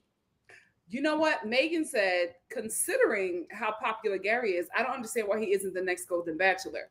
Here's the thing. We had a Golden Bachelor, but he said some very misogynistic things on a podcast. And I believe that they are going to remove him because after that podcast, we have heard nothing about that guy. Well, Gary might be the next thing he up. might be. He might He be the might next thing be up. the next And Golden if he Bachelor. the next thing up, I'm applying. No, Mom. You will not be good on that show. You will not be good on that show. You're gonna get your feelings hurt because you're gonna get eliminated night one. You have to do a lot of kissing. You have to do a lot of kissing. You have to be very forward. You have to fight all of those women to go after Mr. Gary. And do you like him? Are you attracted to him? Are you ready to fight for him? I'm not really into fat boys, but I'll deal with that fat boy. Oh, girl! Now wait a minute. Now wait a minute. You're not in the fat I'm not boy. calling nobody. I'm not calling nobody because the Star family got me together before I said something about somebody fat. But what I'm saying is that's not my preference, and everybody have a preference. The Star family, don't come for me. Don't come for me. I was just saying I'm not. I already had a fat boy, and really, wait. Your preference is fit guys? Your preference is fit men? Not. They don't have to be all buff and everything. You know what I mean? But I don't need your butt and my butt the same size. Okay, all right. Then that's what. Anyway, But Mr. Gary is very popular. I love his personality and his charisma, and he know them old women is on him. He know, honey, he is just rolling through there. Everybody on him, and I'm like, they need to send some more golden men for the ladies. Yes, I do not. They got them younger men. Them younger men. Miss April is the only one going after the younger guy. Okay, she's the only one.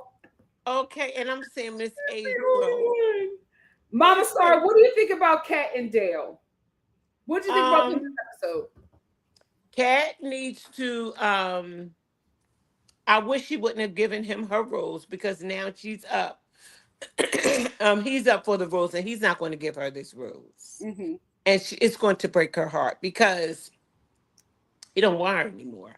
Like he just keeps talking down to her, and to me, it's given abusive relationship. It's given, I even feel like he, will talk to her if they were to get together. He would talk to her, verbally abuse her. Mm-hmm. And I just, I feel like he has some issues, some inner issues that he needs to work out with himself because he's given angry boy. He's given me that. Not angry boy. Here's the thing. Yeah. I think that Cat keeps on giving him chances, right? And here's why I think Cat is giving him chances. One, for some reason, in all of Paradise, they have him as like the hottest guy there.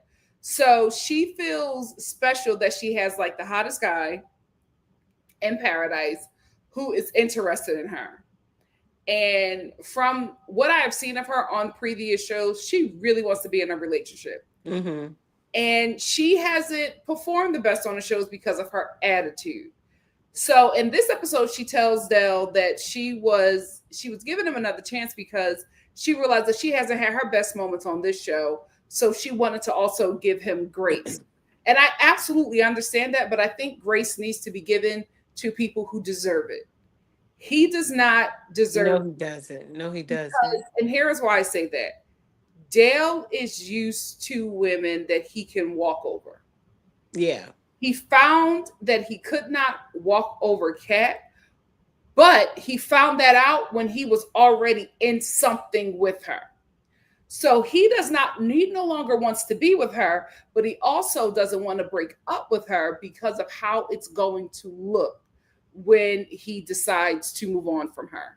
He's very aware of how he's going to look on this show and to the fan base. So what he is now doing is what a lot of men like Dell do to women that they are kind of stuck with, can't really move on yet, or what they really wanted has yet to come into their space. He's wearing her down and breaking her down. If he can't get the woman he wants, he's going to turn Cat into the woman he wants. So what he does is constantly check her and discipline her to craft her. Oh, I don't even like that word, discipline her. That's what he's doing. Like anytime she says something that he doesn't like, he checks her and he lets her know he doesn't like it. And what happens with her is she internalizes it and she runs to the girls and cries. And she's just like, oh my God, what did I do? I did this to him. And she's critiquing herself now instead of going, don't talk to me like that. I didn't do anything wrong. She's no longer standing up for herself. She's now bending and breaking herself until she finally becomes the woman that he wants her to be. Okay. She's a little too strong-willed for him. Well, also, what I would say is he likes to be, the dominant, the boss over, and he likes to have his women fall at his feet and do what he say. Mm-hmm. And that's too controlling. He's very controlling.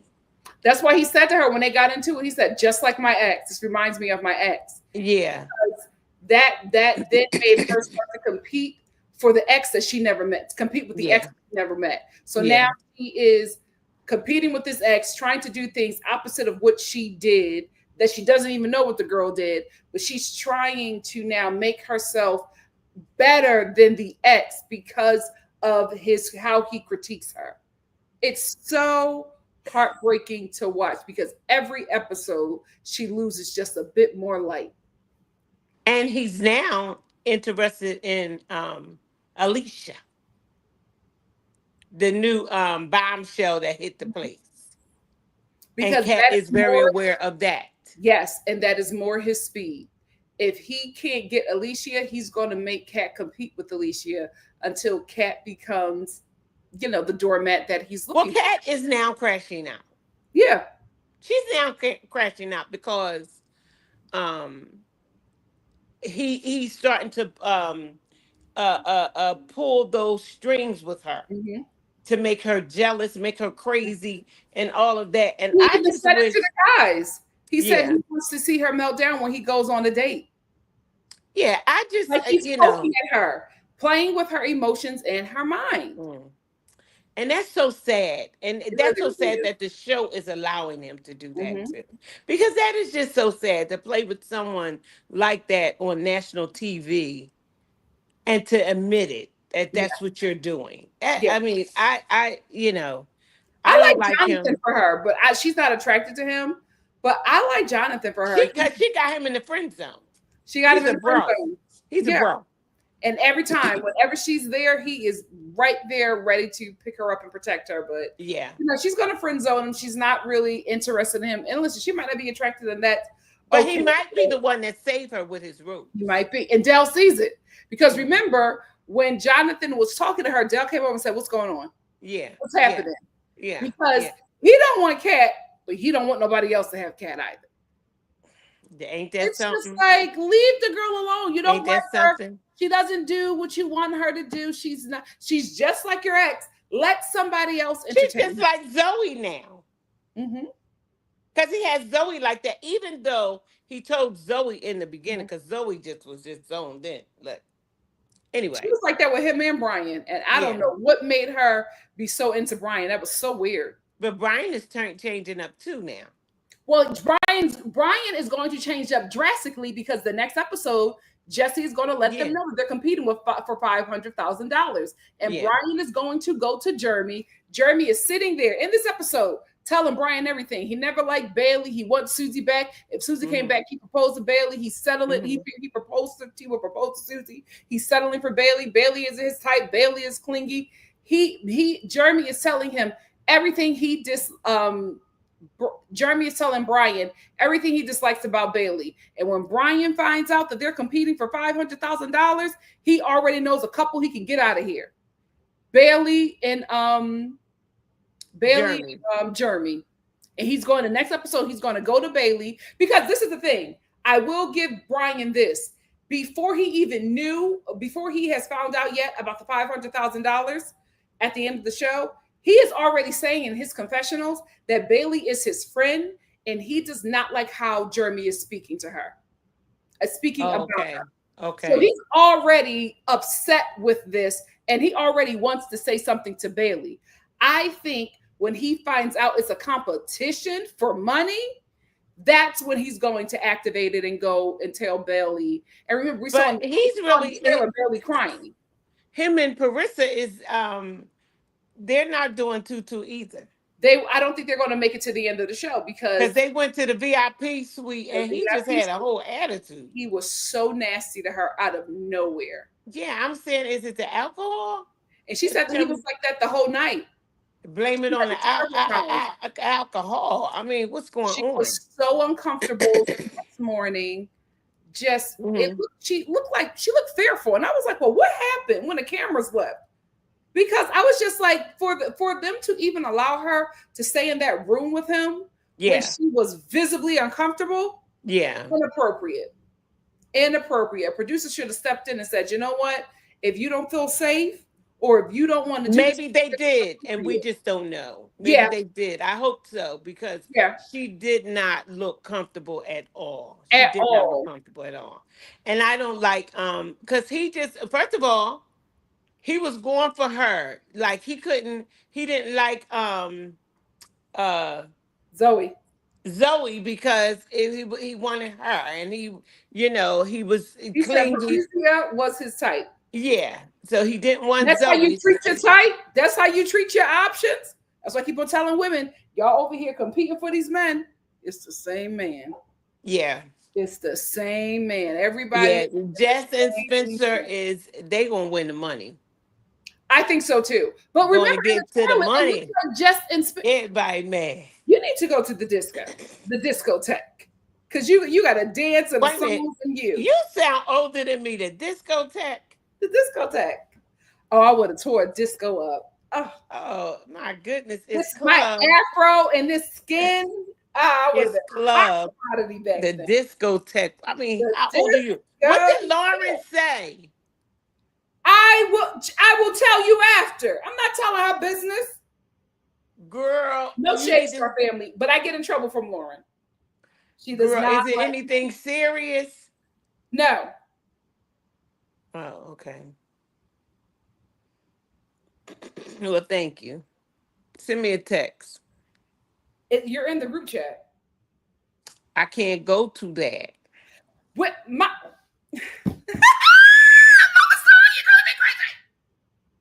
If I go to that, I'm going to be clicked off, and I can't afford I know that, to go. Mom. That's why I can't afford to try to get back on. And I am now parenting your children in the group chat. Good for you. You're welcome. Good for you. Get some practice in here. Get some practice. Well, I have enough practice with you. I need all of y'all to get some practice. Come on here. Gosh. Anyway. Husbands, grandkids, where you at? Where you at? Where you at? Oh, Lord, Mama. You might have to settle for a puppy. Anyway. Heck, you know. Anyway, so Alicia comes on, and she is absolutely eyeing Dale, and she's interested in Dale, but she's afraid of Cat. So she gets a date card. She wants to take Dale on. No, she's not afraid of Cat. She is. When she was talking about him with the other girl, she was just like, Cat's coming over. Cat's coming over. Everybody stopped the conversation. She's not afraid of Cat. She took out Jonathan because she was afraid to take Dale. She did not want to take Jonathan on the date. She came there after everybody, and she was scoping out what was going on. And she realized that Cat had her claws in Dale. Mm-hmm. So she was trying to be respectful. Because at one point, I thought she was just going to go over there and give him the date card and say, I think she's afraid of Cat because Cat told her that they are in a much deeper relationship than Dale did. Dale said he ready to go on a date. And Dale wanted to go out on a date to make I'm sorry, am I boring you? Got to get to the money. Oh my Everybody mad. God. So anyway, what other thoughts do you have on Bachelor in Paradise before I take you down? Because Oh, somebody needs a nap. no, I don't need no nap. Yeah, Why do you keep I, on saying that you and I that caught that yawn, Mom. You just ate a blanket? yawn. I It's did. freezing. Oh, okay. Blame it on the air. Do you want to talk about Mr. Kim having heart palpitations and having to go to the emergency room because he was stressed out? This show, I'm sorry, when they Yes, bring I'm in the not money, laughing. I'm no, not laughing, when but they they bring got it. in the money aspect, they have to let the Goldens go because Mr. Kim said that he was having anxiety, so he started to have heart palpitations, and they thought that he was having a heart attack because he He was had to, stressed out he about had the to go get an elimination. EKG. Yes. And I'm just like, no, this show is not for the Goldens. Now they're going to have them doing challenges. Mr. Kim can't do no challenge. He just Listen, got to eat I some mean, meat. I don't know who the producers are, or whoever came up with this to mix them up like this and to put them in these challenges, but this is not good. This is No, not good for them. These no, people are in their 60s and 70s. They're in their 70s and stuff. it's not. This is not good. This is not good. And that man came back and everybody said, "Are you okay?" He said, I just have anxiety about the elimination. Well, sir, you know, they need to send him home. But then they won't have any more men. Right. They need They have so less can they men. find any more men? I don't know. This But is the problem that I believe they're having. They done they brought have in so many 29. less men It's that so Miss many Faith available had to go women. on a date with Miss Nancy because there were no more men. And I'm just like, I love Golden Bachelor in Paradise, but they need to do Golden Bachelor. They need to do Golden Bachelor in Paradise and like Sonoma and have them just date and just And go. drinking wine all day. Yes, I feel like that's safer. I don't think this show is safe for the Goldens. I do not. I Well, let me no. tell you one Now, thing. Mari, he Miss was April okay. is But hold on, Mom. He taking was shots. okay. He was okay, but the fact that he needed to get an EKG because he was stressed about the elimination, we gotta do something. This is my thing. If he was, Maury, I love you, but they need to slow down the pace they for the do because if Golden. he was having heart palpitations because of He's anxiety, worried. because of the elimination, he's not fit to do a challenge. They're gonna have them doing physical challenges. Like, these people are in their 70s. This doesn't make sense. This doesn't make any sense. Listen, Miss April is taking shots off of people She's having a great time. belly but She's having a great time. off of It's people good for belly her. button and all this and that. It's I'm good saying, for her. yes, she told Kathy, take a shot. Because honey, she is living her life. I hope we get more golden men. And We do need oh, I more also want to golden. correct myself. It was Sean that Alicia took out on a date, but she don't like him. She still wants to go for Dell, but she's Yeah. afraid of Cat. And every Well, she time thought that was a safe date to go out on. she did, but I'm like, why waste a date? Take Dell. If you like Dell, go after Dell. Because the only reason why, again, the only reason why she took Sean is because she was afraid of Cat, but she's still eyeing Dale. But now Cat, every time somebody's interested in Dale, she wants to go home. I'm like, let her go. Let her go. I'm sick of it. Now, Mom, before I take you down, I did want to discuss this with you from Palaver Girl. Also, can you say hi to Palaver Girl? She wanted you to say hi. Hi, my love. Hi, Palaver girl. Palaver said, question for later. Nikki and Star fam, do you have any take on Amaya Papaya continuing to be fake? Allegedly, she's a colorist. Now, what this is about is Amaya Papaya had some Facebook posts from back when she was a teen, and she was posting a lot of her content was about making fun of dark-skinned people and how Dominicans do not like their daughters to bring home Black American men. And so those were And a they lot, love them. Their daughters love them. period. And so that was like her post. That people were just like, Amaya Papaya, what she did was wrong. I'm not saying what she did was right, right? I'm not excusing it, but I'm just like, we have learned so much about um, the colorism in the Latino community, especially in the Dominican community. I am so numb to it at this point. It's just like I don't care. It's like I hate to say it, but it's like at this point I'm just expecting it. Am I disappointed? Absolutely. No shade. Amaya doesn't seem screwed on too tight. And that's why everybody knows the truth. And that's why everybody babies her, is because you know, it doesn't seem like it seems like the lights are on, but ain't nobody been home for months. So I'm just not expecting much from this person. Am I disappointed? Yeah. Am I shocked? No. Will this affect her in any way? No. The black community got bigger fish to fry. The black community still has yet to figure out how to actively, go after POC communities that are also trying their best to oppress us. We haven't gotten that yet. We're so focused on the whites, we don't focus on the people who are our neighbors. So I'm just like, I'm disappointed, but it's like, what will happen? What are your thoughts, Mama Star? Okay.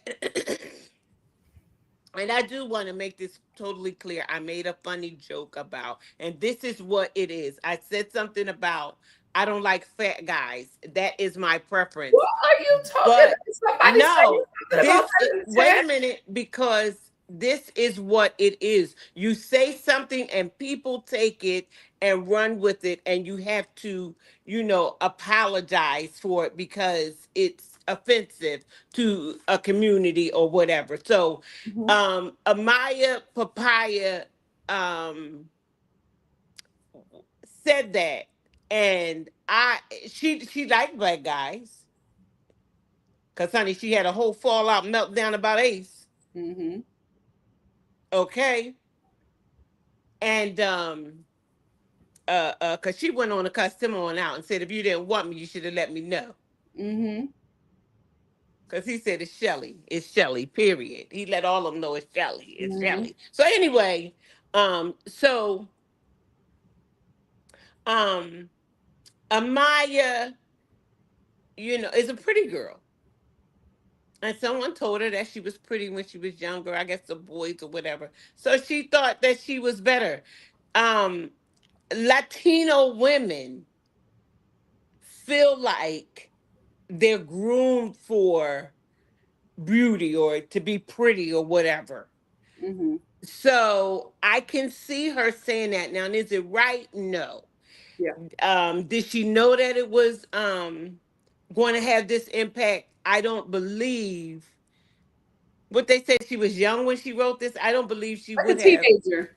I don't think she would have done it if she would have known it would have came back to Mhm. haunt her like that. But then too, I don't know if that might be how she honestly feel. But I want black people to understand that we on all their minds Mhm. all the time. What she said, don't get offended by it. Just know that we are the topic in every setting, because we have to start uh, uh, uh, uh, looking at it with a different perspective. We need to stop taking everything so horrible and say, yeah, because we are we are that girl, we are that guy, we Wow. are that race of people. Everybody wants to be us. And Mhm. if we stop downing ourselves or feeling bad about ourselves as a race of people, Mhm. we need to look at what's going on. Everybody talking about us. Everybody mad. I knew you were going to work that song in. Okay, thank Everybody you, mad thank you, Mama because Star. of who we are. And this is what I want us to leave with. I'm not coming at nobody. I'm not looking down on nobody, but it's time that black people, I don't care what shade you are, because we Mhm. come in all shades. We got to understand that we are that girl, that guy. because everybody wants to be like us in some shape, form, or fashion. Mm-hmm. And we are beautiful. We do got it going on. But we have to learn that about ourselves. Yeah. And we need to stop getting offended. Yeah. Okay. We are that. You know what I mean? Everybody was trying to be like Ace. All the guys. Yeah. Influence.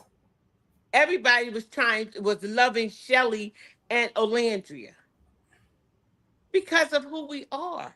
Mm-hmm. And we have to stop letting people take that from us and treat us like we not the sugar honey iced tea. Yeah. Because we are. Mm-hmm. And we have to stop taking those things as insults and turn it around on other We're people. absolutely, we're great at that. Yes. Before I take you down, because you don't watch Orange County or Miami, Give Me Hmm. Shelter says what she reposted was nasty. It was literally dissecting Black women by skin color and disrespectful Hmm. assumptions about Black female genitalia. I don't care if she was 14. Why was she sharing that? Because that is stuff she was a child. That is stuff that was talked about and shared in her home. We have to Bingo. hold the That's what was elders. going on in her Yes, home, that's what her in her parents were saying community, in in her her friend groups. community. Yes. So what's happening is a lot of people, a lot of parents, especially with this, this we have two generations now that are grown up on the internet, are growing up on the internet. These kids are hopping on the internet and exposing your home. Yeah. They're saying things that no child has heard from another child. They've heard it in the Hmm. homes. They're telling your business. So the stuff that she was sharing and posting is what she heard from her parents, her aunts and uncles, elders in her community, at Yeah, church, that's what they sit the up and laugh Bible. about. The skin color. Yes. So that is her Hmm. norm. Hmm. It doesn't it Now that she has been exposed to the world has been exposed to her. Now she's probably finding out that these things aren't right. Like we were talking about Latinos saying the N word in New York City. A lot of them are just like, oh, everybody says it. Like when Yalissa was caught saying the N word, and there were a lot of Miami Cubans who was like, oh, we all say the N word, and everybody was just like Yeah, they kept Cardi B for that. yeah, and everybody is just like, well, no, that's normal for maybe where you're at. That's not the rest of you. Haven't met every Black person. You know what I mean? Yeah. So we also have to realize that was horrible. That was Hmm. evil. It was nasty. It is the environment that she grew up in. Black Americans, Black people have to realize that for a lot of us, we are sometimes the only community that has grown up with empathy for others. Hmm. Like there are a lot of people who grow up in communities where they normalize hate and harm of people who do not look like them. It is normalized. We don't grow up like that, but a lot of people that we are in community with, in school, at jobs, dating, who are not of our community, a lot of them have grown up like that, where they don't think that the transatlantic slave trade was a bad thing. They're being taught now, these kids now are being taught that Black Americans are immigrants, that we willingly jumped on ships and came here. The narrative is being changed, and if people are not taught the truth in history correctly, you will have a Maya papayas. And yes, it's very concerning because this woman is a nurse. So we know, especially a nurse in New York City, we know that she has worked on and with dark skinned Black women. Could she be a liability? Absolutely. But that is the environment that she grew up in, and that is her community. We are seeing this with Kenny, and we are seeing a lot of Dominican people now, especially a lot of Afro Latino, Hmm. a lot of dark Hmm. skinned Dominican people speaking up and being like, we have been screaming it from the rooftops. This is what we live in. This is what we endure. This is why so many of us do not date or marry other Dominican people. I've seen so many dark skinned Dominican women say, I had to find love with a Black American. I could not find love within my community because my community raised me and taught me and tells me to this day that my skin is bad. Yeah. What's the girl They name had to off find of love outside of their community. what's the girl off of Love and Hip Hop? Oh, Amara La Negra. Amara. No, she married but she got with a Dominican dude. Yeah, she did, but she at one part of the show she was talking about her being a dark skinned Latino. Because she goes for African Latino. Mm-hmm. So Afro she Latina. was Yeah, African Latina. Yes, mama. Afro whatever. Latina. But she was saying that she you know, a lot of them were she was talking about colorism Yeah. in her community. Mm-hmm. Yeah, and that they didn't, they looked down on her, but she's beautiful. Yeah. And she So is that's beautiful. our thoughts on that. It's like it's terrible what she said, and I know that the stuff that she wrote, she reposted. I know that there were dark Oh, skinned she black. reposted it. Yes. Oh So no, I she didn't go know ahead on and repost it. she sure did. So I I know did that not there know were that. dark skinned black girls and dark skinned black boys who were on the end of who were on the receiving end of her violence and ignorance and racism Mm. and colorism. It is not fair. It is not Mm-hmm. okay. Um, I unfortunately do not think that she will be held to the standard that Chelley is being held at. I think because she is light, it will work for her, um, and people will forgive her, and she will be okay, and she won't learn anything, and that is unfortunate. Mm. That is unfortunate. Mm. I Um, don't believe that, but it's okay. what do you believe? I believe that people are going to pin her for that. Okay, I believe that people are going to pin her for that because I read that and I said, oh, okay, but I didn't know that she reposted it. I yeah. thought somebody dug that up from when she was like 12 or whatever, but that's No, how. no, no. She reposted it when she was a teen. She Oh, reposted it when she was a teen. oh okay, because that's how she feel. Yeah, yeah. So, So all that crying she was doing for Landria was what for the show. mm-hmm. Oh, okay. Okay. Yep. Yeah, I got it. But So that's life. okay, but I love y'all Star family and please pray for Mama Star that she will not say the wrong things because she love y'all. I don't want to get canceled. Okay, CIERA. Love you. No, because you will cancel me. You will I cancel me. will. I I've have been to hold you canceled accountable. before. I've been You canceled have. before. You have. You have. So I'm glad to be Oh, back Mom, on it this. reminds me. I found the pumpkin patch for us to go to. So get ready for that. I don't need to Get talk ready. about that on here. I'm not going to no pumpkin You're patch. going to the pumpkin I'm patch. not going to no Yes, pumpkin you are. patch. I love you, I've Mom. already Thank redeemed my. you. She's going to the pumpkin patch. She's going to. She's going to the pumpkin patch. Anyway, let's get into the Real Housewives of Orange County. So Tamara is. Here's the thing. Tamara, forever messy. Forever messy. Because to bring Joe, Slade's ex from like 20 years ago, to the party because Eddie didn't want to come was just messy. Was just messy. So Heather has her birthday party like a month after she actually celebrated her birthday. Everybody is there. Tamara was doing all this song and dance about how she didn't want to go because, Jen and her husband, who is Jen married to this guy or not? Because now she's calling him her husband. Did they get married? I thought they were boyfriend and girlfriend. And what is his ethnicity? Because he gets ethnic, more and more ethnic every season. Anyway, so because Eddie didn't want to go, Tamara brings Joe. They walk up to the party.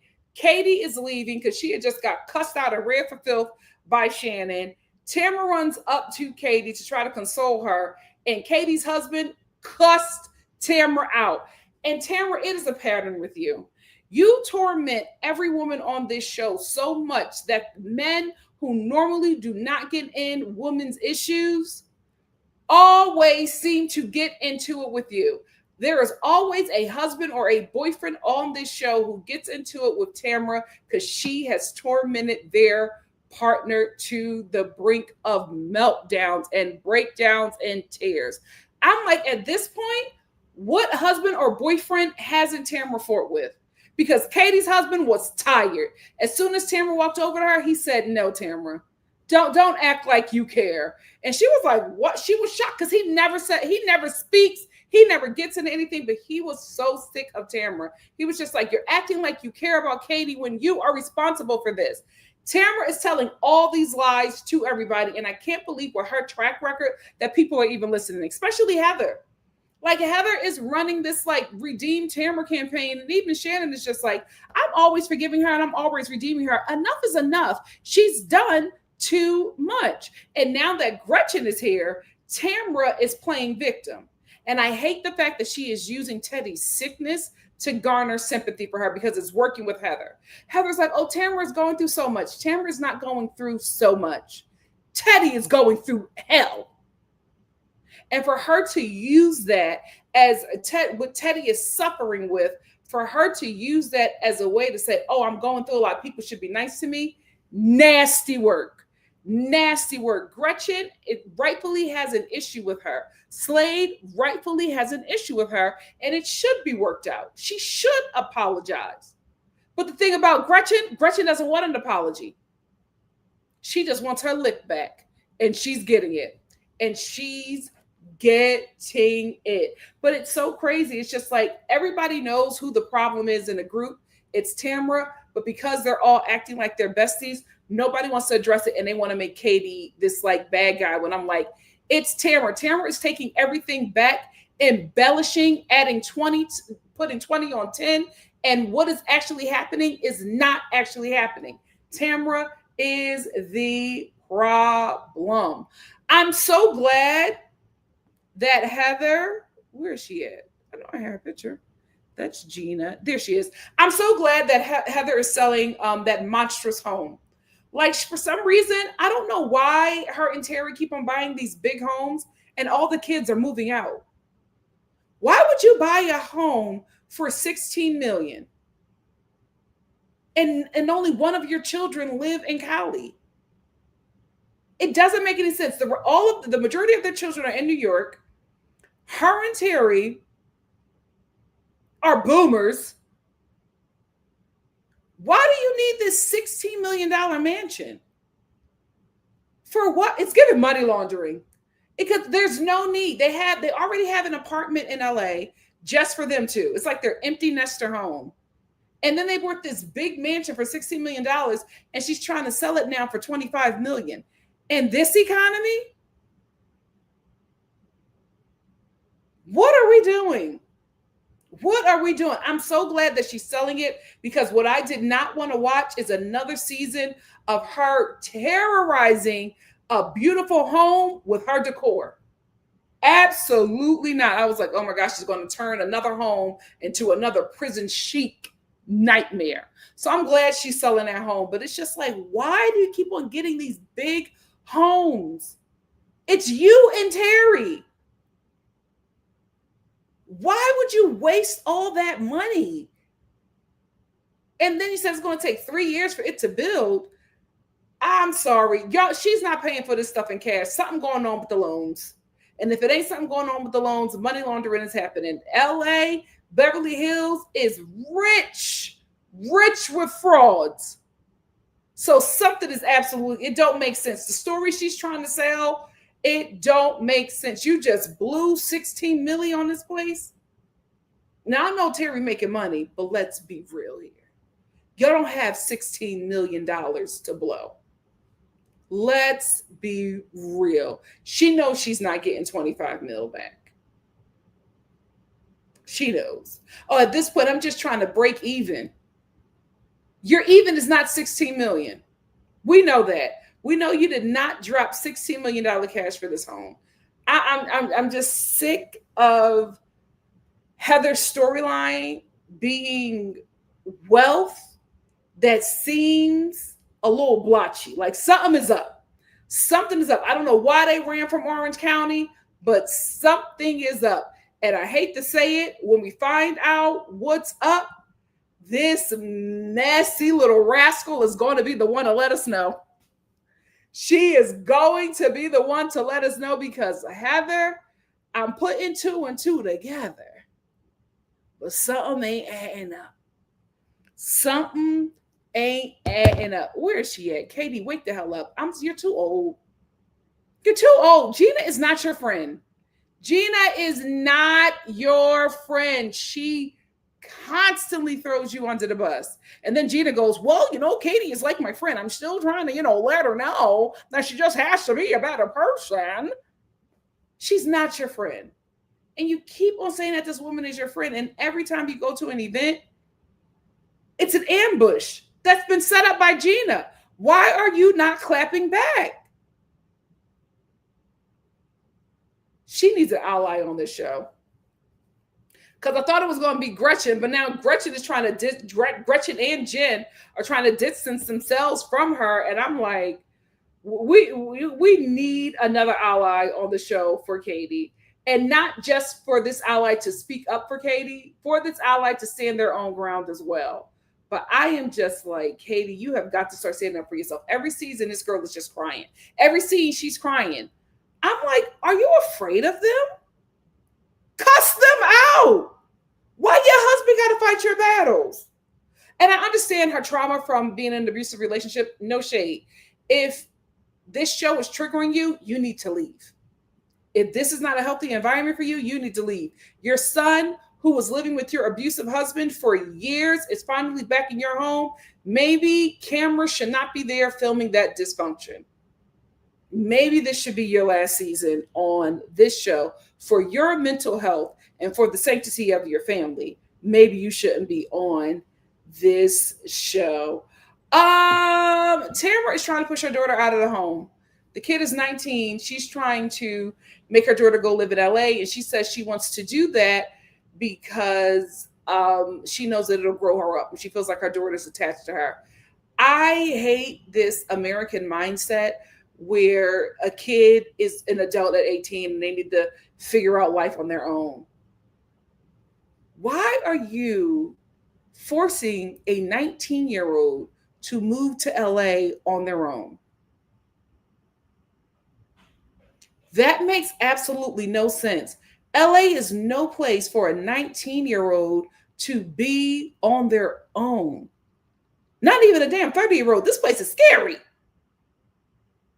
I could not believe it. The kid is like, oh, well, I think I want to stay. And she's just like, no, you just want to stay because you're scared. Yes, of moving to LA by myself at 19. Yes, she's scared, Tamara. Oh, I lived on my own. You were a teen mom who grew up poor. You had to figure it out. She does not have that. You're supposed to want your child to have a better setup than you. Why are you forcing that baby to go live in LA at 19 by herself? No roommates, no siblings, no nothing. You gonna ship her out there and might not get that kid back. I have that whole scene. I watched that entire scene and I just felt so bad. Your child is literally telling you, I'm scared. I don't want to leave right now. She didn't say I don't want to leave at all, but even if she did, what is the problem? You got that big old house. She can't stay in that nice room. You want her to go struggle in LA? For what? It won't build character. It'll build a crackhead. LA is not the place to play with, especially by yourself at 19. That scene broke my heart. I'm like, your little daughter told you she's scared and she don't want to leave. It's not like she had like a college. She's going to community college. Why she got to leave now? She does not have to figure it out right now. 19 is very young, Tamara.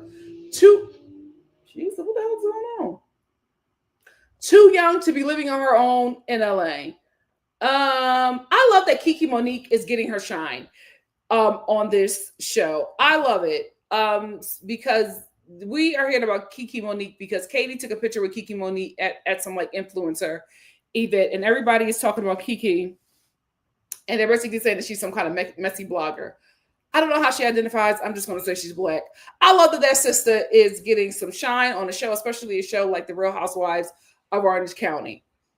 Having said that, I absolutely hate when the show breaks the fourth wall and they break the fourth wall with bloggers and podcasters. Bravo, cease and desist the cast. I am absolutely sick of them talking about bloggers and podcasters. It just makes me feel like they don't have nothing going on. So instead of telling us anything about their lives or any projects that they have going on, they want to talk to us about a beef they have with a blogger. I don't feel like that. It's not interesting. It's not a good storyline. It looks to be very lazy to me. And I hate when they break the fourth wall. So the big thing is Katie took a picture with Kiki Monique, and Kiki Monique gave her some tea, and Katie responded and gave her some tea and said thank you or whatever. And it's a big deal. Now they're all like, oh, Katie is going and talking to bloggers. Like, y'all haven't done it. Y'all have done worse. Y'all talk to bloggers about each other. Y'all talk to the damn feds about each other. Katie took a picture with Kiki Monique. Woo! Call the Gestapo! Like, it's ridiculous. It's absolutely ridiculous. It's so lazy. And I'm so sick of this in all the housewife shows. Don't bring up another blogger or podcast. I don't care. Because if we're going to talk about messy bloggers and messy podcasts, then we need to talk about two peas in a pod in hell. Talk about them. They're the nastiest, the messiest podcasts out there. Let's talk about that one. But we don't talk about that one. We act like that one don't exist. But we're going to bring up Kiki Monique. I'm sick of it. I'm sick of it. Please. We need a storyline. And I don't want it to be another blogger. I don't want it to be another blogger. Leave it in the garbage. What's going on with your home? What's going on with the money? What's going on with, does anybody have a job? Is anybody, aside from Heather, building a home? Like, what else are we doing? Is anybody starting a line at QVC? Is Katie going to host another dinner in Dollar Tree aluminum foil pans? Let's do something. But the blogger storylines, I'm over it. I'm over it. But again, shout out to Kiki Monique getting a couple of scenes on the Bravo show and her picture shown a few times. Good for her. Jen and Tamara in this sit down. When I tell you, I knew that this sit down was going to be garbage. Here is why. They hate each other. Jen does not like Tamara. She's sick of Tamara and all of her antics. Jen and Heather's party, she asked Tamara if they could go somewhere and talk, have a, later in the week, have a meeting. They sit down, and no shade, Jen, you did not want to talk. You wanted to fight. As soon as Tamara sat down, Jen got activated. Call her a liar and everything under the book. And Tamara was just like, whoa, are we here to fix things? And when Tamara realized, Jen just wanted to cuss her out, they just started going back and forth with each other. And Jen was just like, you're sick. You're sick. And they just started yelling. And I'm like, okay, well, this was a waste of time. Here is the thing. You could talk about Jen getting evicted. You can talk about her being irresponsible with her finances. You better not talk about that boyfriend/husband or her affair or affairs. Because as soon as Tamara brought that up, she said, how dare you? Like, she don't play about that man or her adultery. She does not play it. I don't know if it's because it's a legal thing, but she does not play. So as soon as Tamara went for the jugular, Jen took it to hell. And now Tamara got up. She left. She was so hurt. And she's just like, I don't think that me and Jen will ever be able to make it work. And it just seems like that's probably going to be what's happening for the rest of the season, that we are just going to get at a standstill with a lot of relationships. And to that, I say, well, Bravo, what the hell is next? What the hell are we going to do if all the cast don't like each other and can't move forward? What are we going to do? I'll give it to Miami. They can't stand each other, but they will do a cash trip. They will continue to show up to events and work it out with each other the next day, all while being racist. Orange County, Get in line. That's all I wanted to say about Orange County. What do you guys have to say? We're going to chat for a few minutes, and then we're going to end with Miami.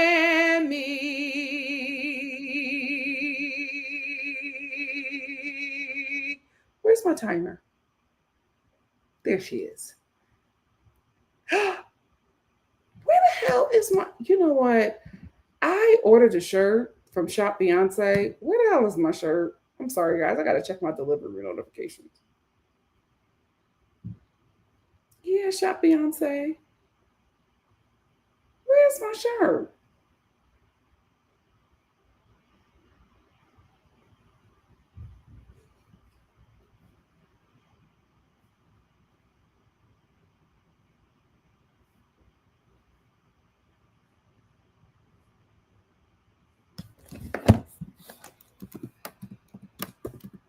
My God, how long does it take to ship?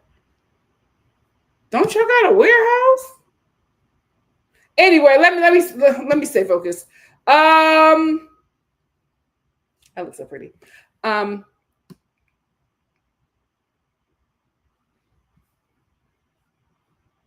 just saw something so random.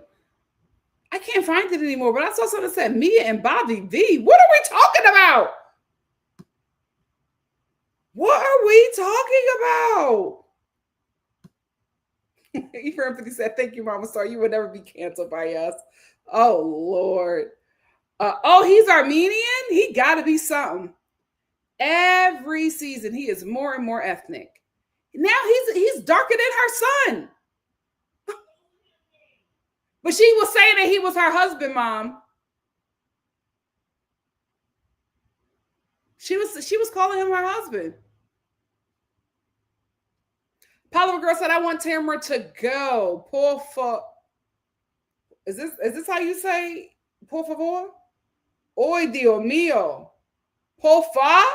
Por favor, oh, Dios mío. Eva Empathy said, Tamara always does way too much. Will she please stop talking about her daughter on the show? Never. And that's why she's currently not talking to that daughter. Because did you see her youngest daughter's eyes when Tamara started talking about her daughter that doesn't want to be talked about? Her youngest daughter was just like, her eyes got so big because she knows that is a very contentious situation with her sister. And the kid has been asking for Tamara to respect her boundaries for over a decade, and she still has yet to do it. It's a mess. Give Me Shelter said Tamara and Kyle are the same. They will hide behind someone else's sickness. Oh, just a mess. Oliver Girl said, yes, that ghoul energy vampire is sucking the joy out of everyone in Real Housewives of Orange County. Mari said, Tamara got credit early on for being toxic, and I feel like she thinks she has to be that way to keep her job. I agree. I wish she could mellow out and not be such a jerk, but I'm also okay with her retiring. She needs to retire, and they need to bring on Megan King Edmonds, Detective Megan King Edmonds. Eva Empathy said, the only time I've semi-enjoyed Tamara was the Ultimate Girls Trip because she was getting into it with Dorinda over eating ice cream. Because she wasn't the big dog. She wasn't the big dog. She is great when she is in an ensemble. On the Real Housewives of Orange County, her and Heather are acting like they're top dogs and they're in charge of the girls, and it doesn't work. Hey, Kylie Steve. Kylie Steve said they need to make a purchase for... Oh, there it is. Okay, now we're making sense. Because I'm just like, why would you already had a home in LA. Why are you buying a $16 million mansion? That's not too far from the high-rise apartment that you have. And you're building this home with all of these rooms, and your kids don't even live in Cali. It's weird. Thank you, Steve. Give Me Shelter said, Heather believes Tamara because it's convenient. Smart. I am peeping a pattern with Heather, a non-white woman on the show. She goes full scorched earth on POCs. I get you. See, that's the thing. Katie is absolutely being ganged up on, but she got to stop that lying. She has to stop that lying. And I feel like she's just scared of them girls. And I'm like, for what? Why are you scared? Why are you scared? Greta said at 19, she just learned how to wash it behind properly.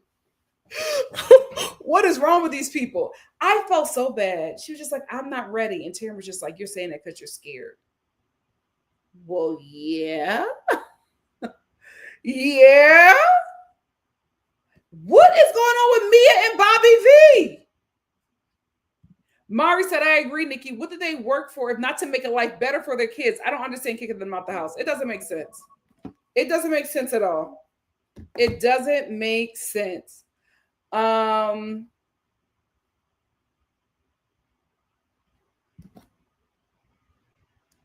she's going to a community college in Orange County, and then she's going to transfer to AMDA, I believe. And listen, AMDA's a good school. I absolutely get it. But she's not going to be in class every day. She can do the 2-hour drive every other day, or for 3 times a week where she has her classes, and do that. Like, she does not need to leave Orange County, especially going to college. She needs to feel comfortable and safe.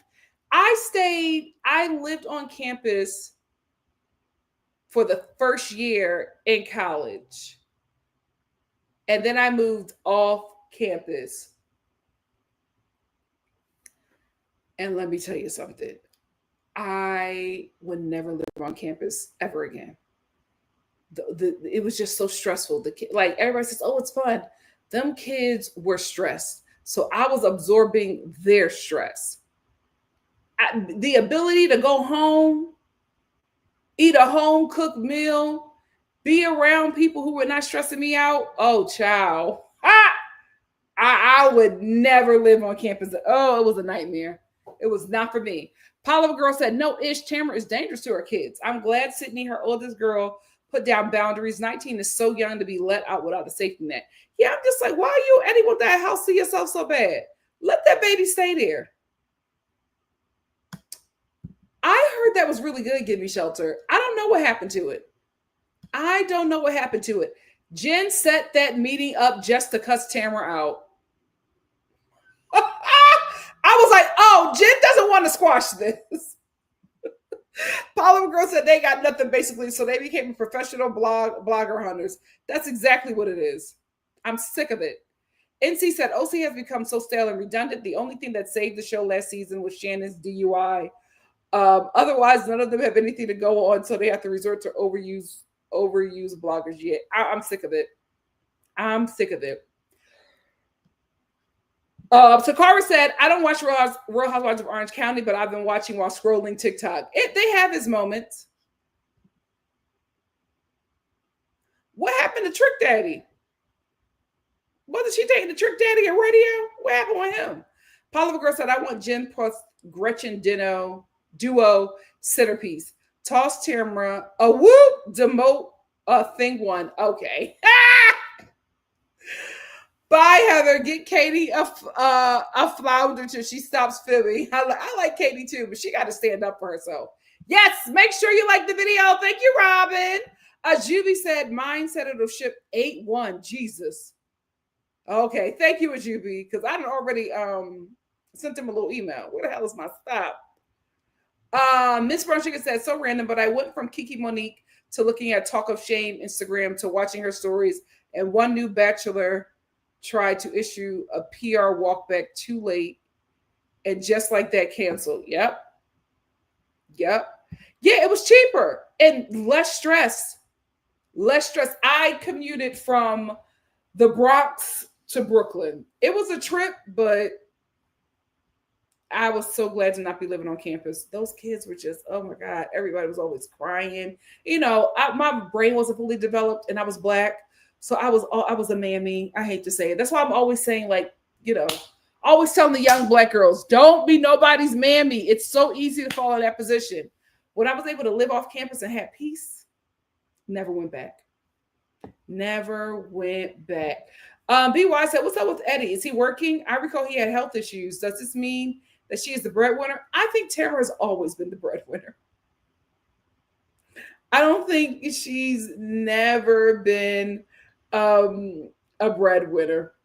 Never not been the breadwinner. He looks like Trick Daddy, and not in his prime. Trick Daddy in his prime? Ciao. Mimi Nick said, I love living on campus after I got the initial homesickness. It was the best of both worlds, more freedom with limited responsibility. See, I went to school in New York, so I didn't really have a campus. My campus was just some apartments in Brooklyn. My campus was New York City. It was like the freshman year, it was fun, but then like sophomore year, I'm just like, okay, I gotta put my head down and get to work. I can't be going to 42nd Street at 2 a.m. every day. Like, I need to get some work done. But, try campus for a year. Try living on campus for a year.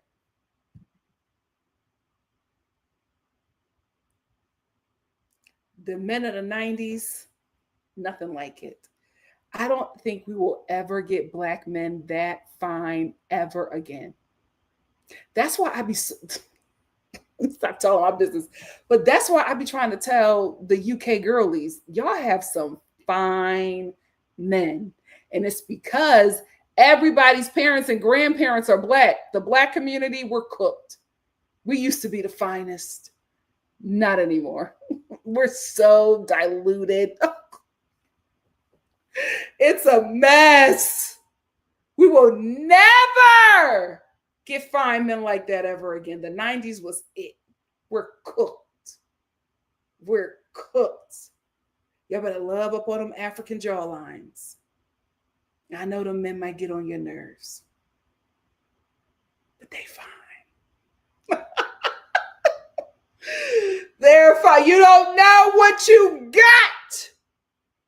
You don't know what you got.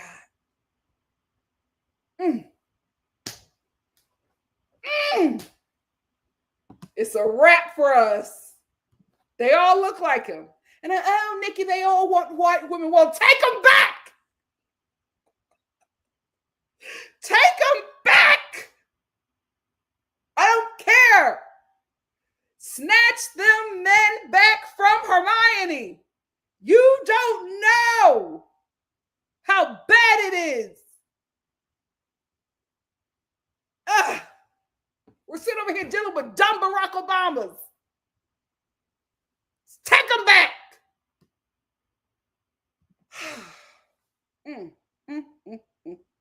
We hit our peak in the 90s, and that was it. That was it. The Black community is going to be the NBA in a decade. We're done. It's a wrap. It's a wrap for us. You fight the good fight in the UK. It's a wrap. We're done. Sad. Let's move on to Miami. Let's end with Miami. So, Julia is still playing victim, and everybody's eating it up. Everybody's eating it up. So we open up with this episode where Julia's just like, oh, could you believe what Gertie did? I couldn't believe it. It was so wrong with Gertie. She showed the text messages. Oh, my Black sons. Could you believe it? Martina. You threw water at that lady for no reason. There is nothing that happened with Gertie and Julia for that lady to jump up, scream at her, and throw water at her.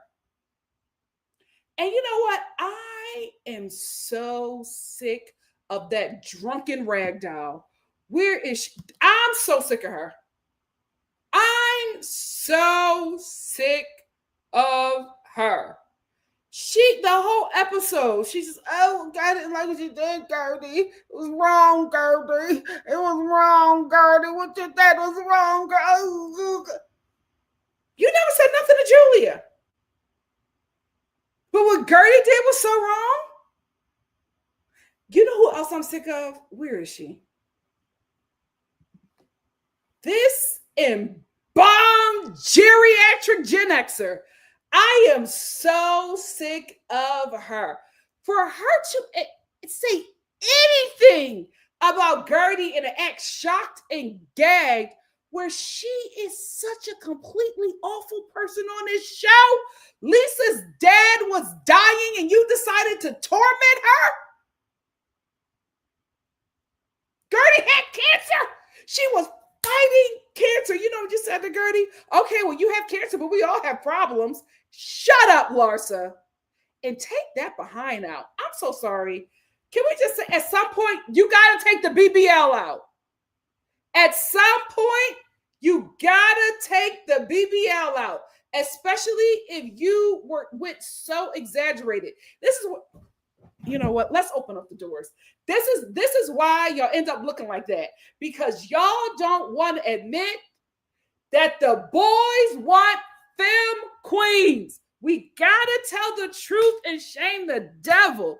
You are out there looking a mess because you are trying to turn yourself into a femme queen to attract men. You look ridiculous.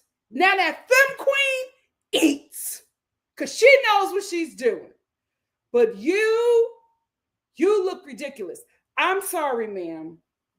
You got this little body. You have this huge behind with the leg, the carrot leg. You look ridiculous. You look ridiculous. We have to just, I can't believe that she was in this bathing suit, this thong bathing suit. And everyone's like, oh my God, Larson's behind. Look at, she looks ridiculous. We got to stop. We got to stop. I'm tired. I'm tired of the lies. I'm tired. These non-Black women with these bodacious bodies on this small frame, these huge lips. I'm sorry. African features look good on Africans. Say it with me. African features look good on Africans. If you are Arab, if you are a white Arab, there is no reason for you to be looking like Letitia, who grew up on 61st and Pine. You look ridiculous. We gotta stop this nonsense. We're just like, oh my God, she's a baddie. She looks botched. Stop lying to these people. We have, we're body shaming. We gotta start body shaming the right people. Body shame them into fixing the nonsense. Why are you mid-50s with a BBL? I can't. Get me off this planet. Get me off this planet. I have always felt my entire life that I'm on the wrong planet.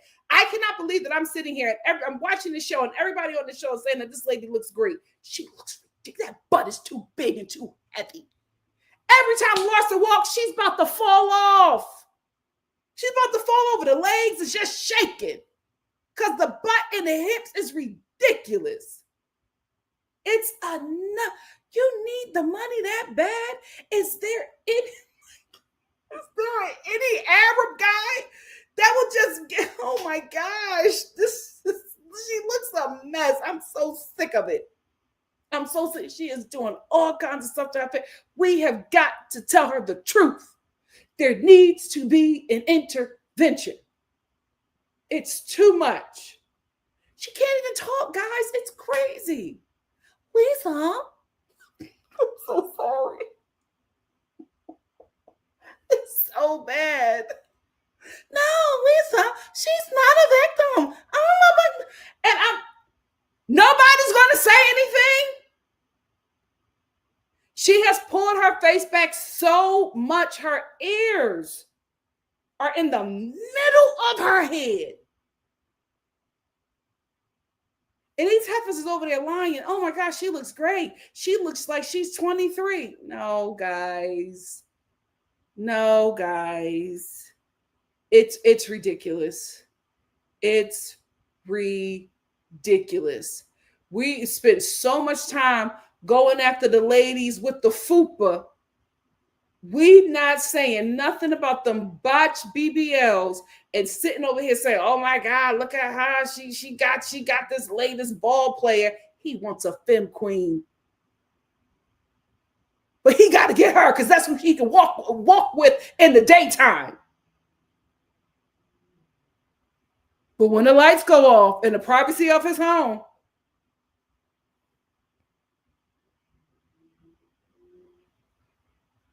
The boys want a femme queen.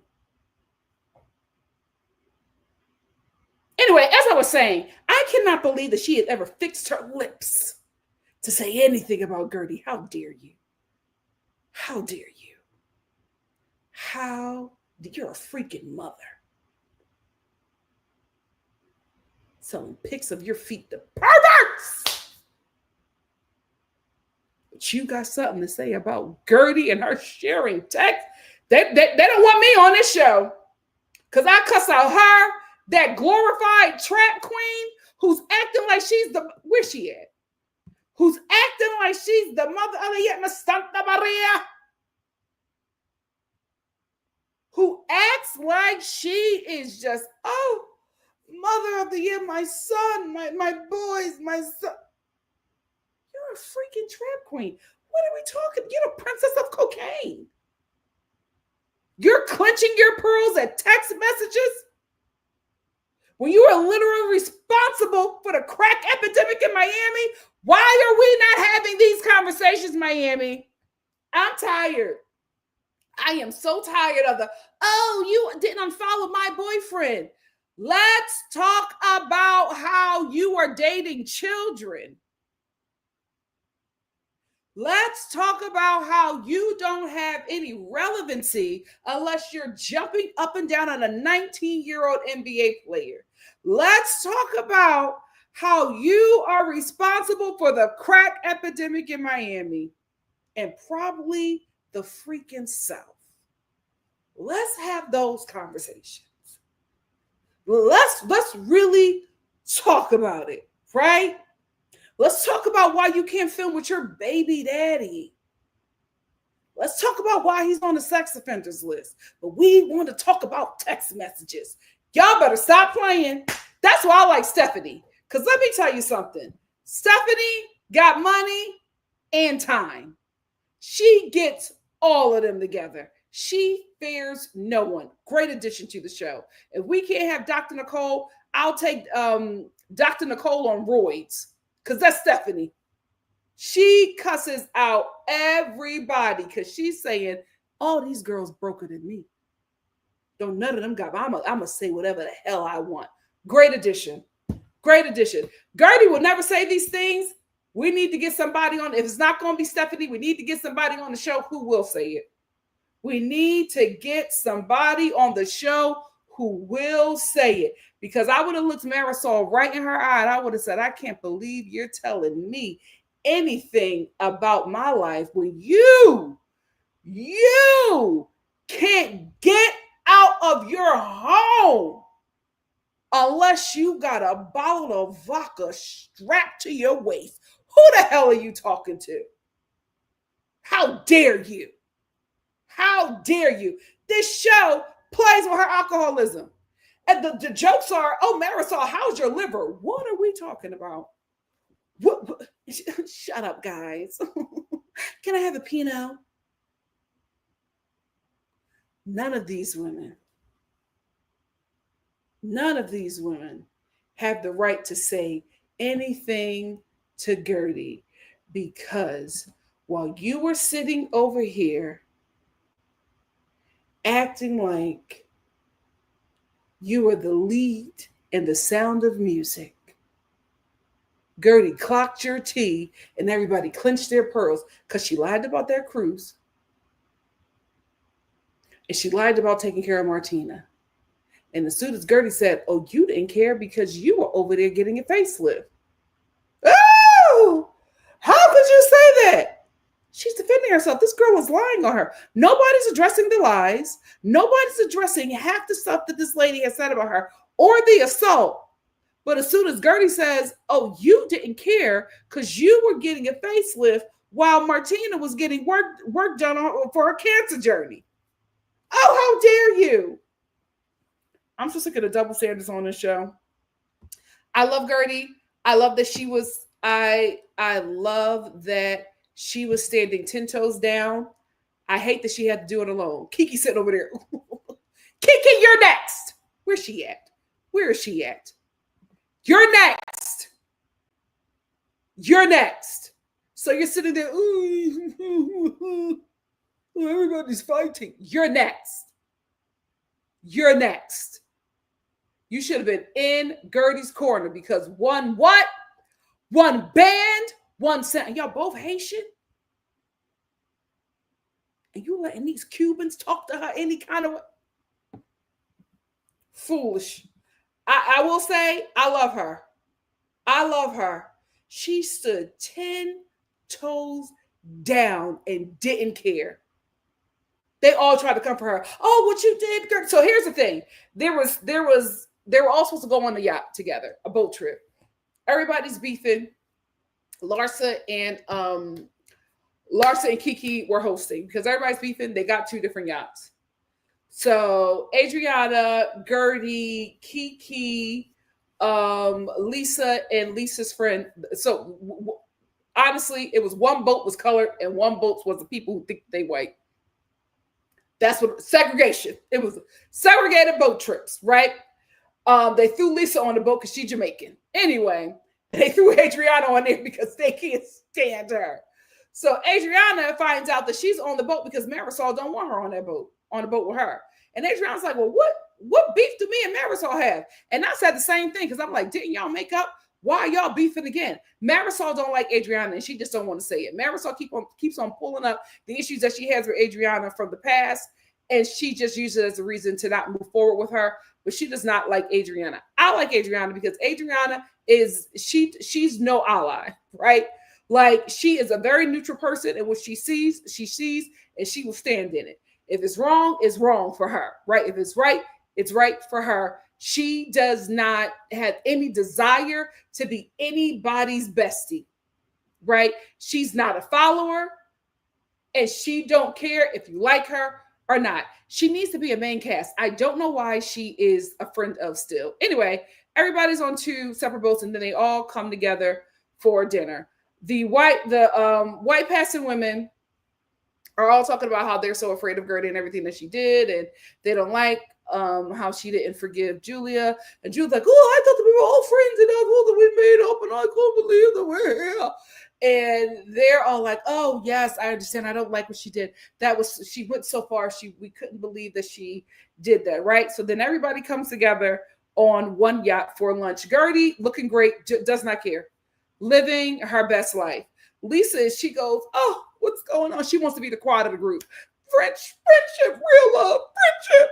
Everybody go around the table and, say something nice about each other. So she starts picking people to say nice things about each other. The first up is Adriana, and Adriana says, it's Adriana and Marisol. Adriana says 2 nice things about Marisol. Here go the drunken bobble-headed skeleton. She goes, when it's her turn, oh, I don't have to find something. Hold on. Adriana, off the dome, said 2 really nice things about her. Talked about her fashion sense, and it was something else. She has to make a big deal. Oh, I don't. I don't know. For what?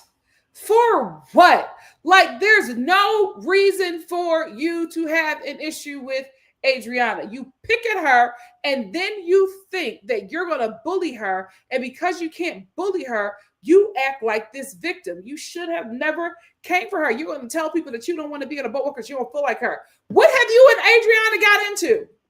Now, I will say she was a little tipsy. So, when she gets tipsy and she gets offended, she let the chopper sing. And she cussed her out and talked about her bony knees. Okay, I'm going to allow it because you came for her and she did nothing to you.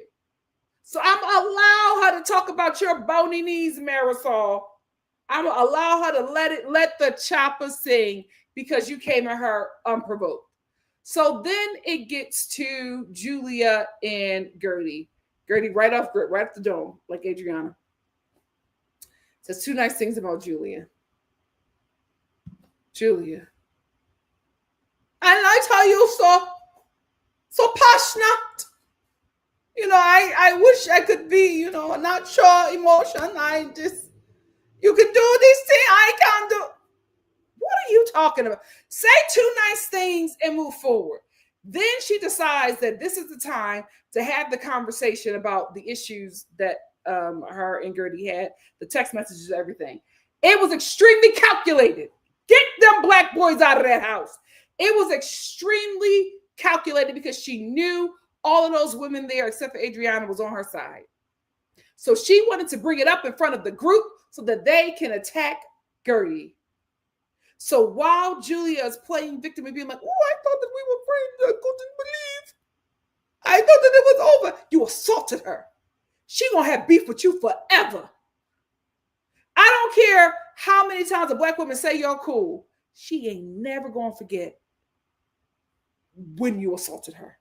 You put your hand on her, you spit on her, you threw something. She ain't never gonna let that go. She'll move on and she'll be cordial, but just know she gonna get her lick back. She gonna get, and you better hope that the lick back that she get is enough to satisfy her. Because if it's not, she gonna spend the rest of her life getting the lick back. So you want to make this, oh, what we did was equally wrong and we could just move forward. Gertie was like, no, you assaulted me. And we stayed right there. Now, I was going to move on with you, but then you tried to victimize yourself at the narcissist party. You brought it back up. And here goes Alexia. Well, Gertie, you know, Mama, I didn't like what you did, Mama. Shut up. Shut up. Gertie goes, well, you know, I know that's your friend or whatever, so I know you're going to feel some sort of way about that, and you're not going to have my back, but that's okay. Feel how you feel. I'm not apologizing. Yes! Yes! She said, feel how you feel. I'm not apologizing, and I'm not sorry. They go, oh, Gertie. Gertie's like, what? What she did to me was wrong. And I showed you guys that she was lying. And Mary said, oh, well, Gertie, I feel like you took it too far. Gertie was like, oh, did she take it too far when she threw water at me at your wedding party? Mary said, oh, well, you know. Well, you know what? They are hypocrites, racist. Let's talk about it. Racist. And they tried to play with my girl. They didn't know that she was fed the hell up. And I'm so glad that the Black community is standing behind her and allies and the non-Blacks who can see the mess and are saying, no, this is too far. At Isaac Mizrahi. How dare he say that he loved the fact that Julia assaulted Gertie? For what?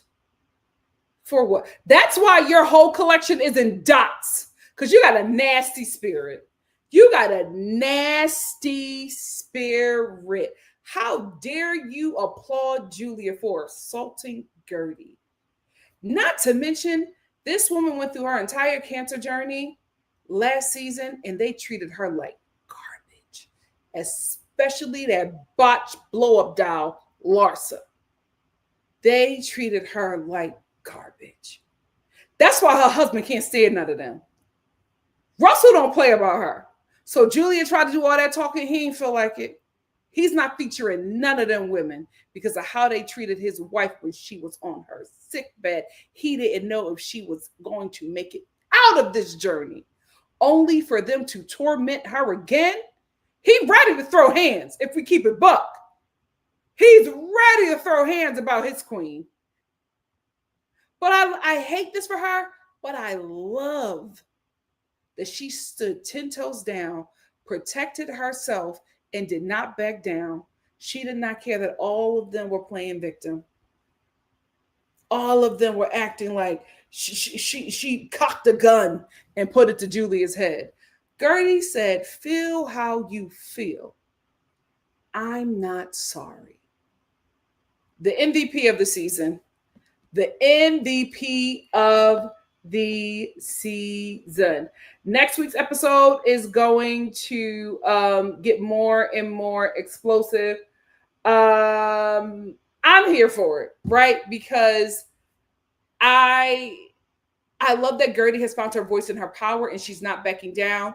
I also love that Stephanie will not get off of Alexia's neck. She is not playing with that lady. She does not care how everybody in that group feel about her. She looked at Larsa. She said, "Is this how she talks to everybody?" Because she won't be talking to her like that. Absolutely not. So I'm here for Stephanie not backing down. I do miss Dr. Nicole.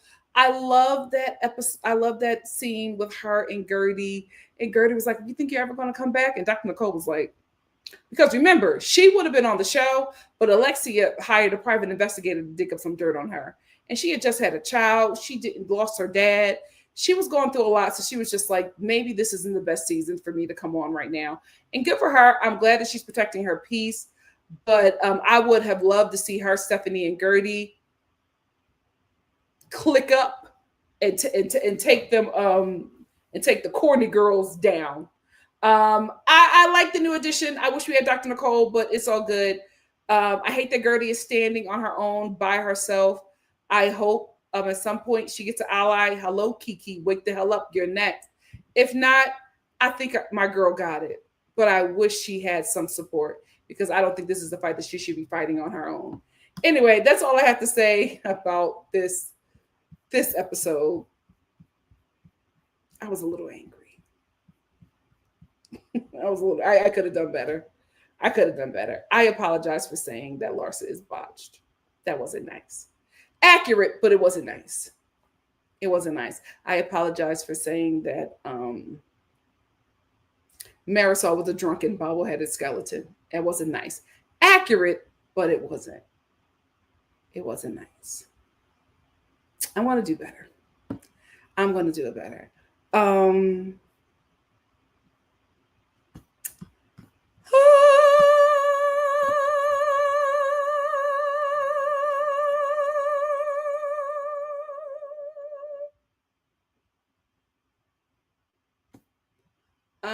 Palo Girl said, "Why are they allowing an octogenarian to adopt Black babies? I'm calling on Oprah and all melanated Avengers. Go get them immediately."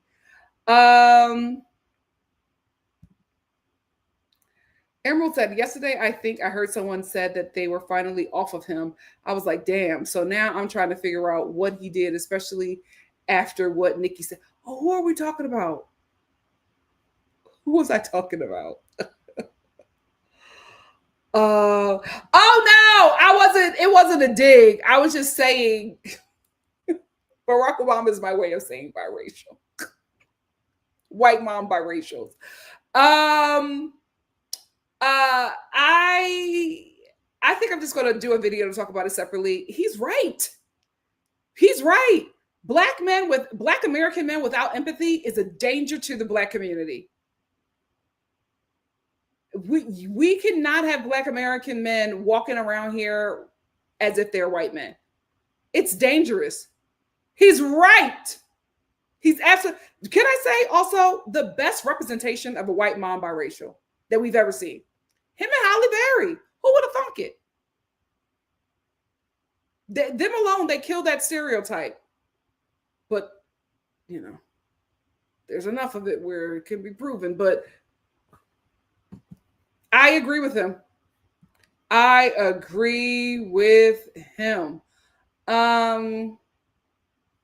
Ibrahim said they need to stop opening episodes with Julia. I'm sick and tired of her. Got me cussing them out in Russia. Oh, teach us some Russian cuss words.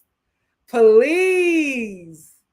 Nasby said, I like to imagine new viewers tuning in Nikki's live at the worst. I know. I feel like I've been doing better though. I feel like I've been keeping it together. But we have been dealing with so many racism in these shows. I'm sick.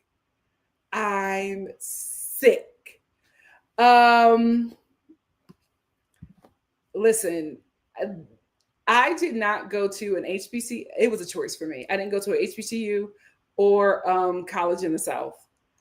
I'm telling you, them Black Southern men would have had me twisted. I would not be the woman I am today if I went to a college in the South or if I went to a HBCU. And that's when like Black men were like Black. And I love me. I would have been a mess. What? Oh, I thought this said something else. I did not thought that meant Prime. I was like, his penis was cut. Yeah, he just had them grills and them lashes. He was fine.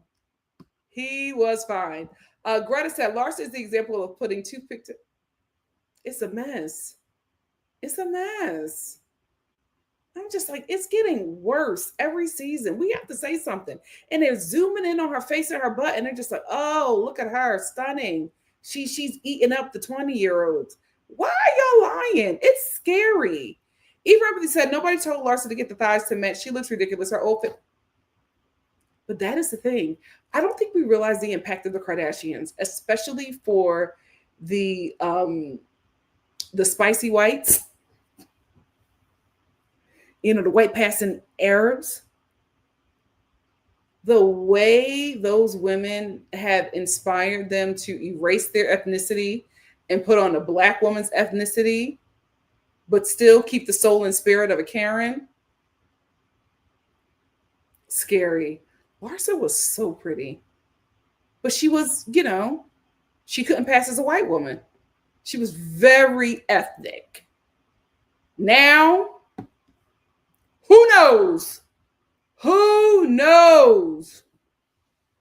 Oh, it's extremely dangerous surgery. Extremely dangerous. Nobody talks about how dangerous that is. Miss Rushiga said, Larsa looks so different from her original version and so different from her daughters. That's got to be such a mind F for that teenage girl. Oh, absolutely. Absolutely. Mariah said, get Julia off the show. And for Isaac Mizrahi on Watch What Happens Live condoning the water splash on Gertie, the assault. As for Khloe Kardashian, she can go to, and the rest of the Mean Girls, all of them. All of them. All of them. You know what's so funny? I'm waiting because I feel like I identify with Superman. Walk with me. Because I feel like I was dropped on this planet. I don't think this is my planet.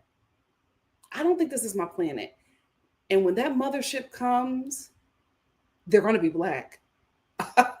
Oh, those aliens are Black.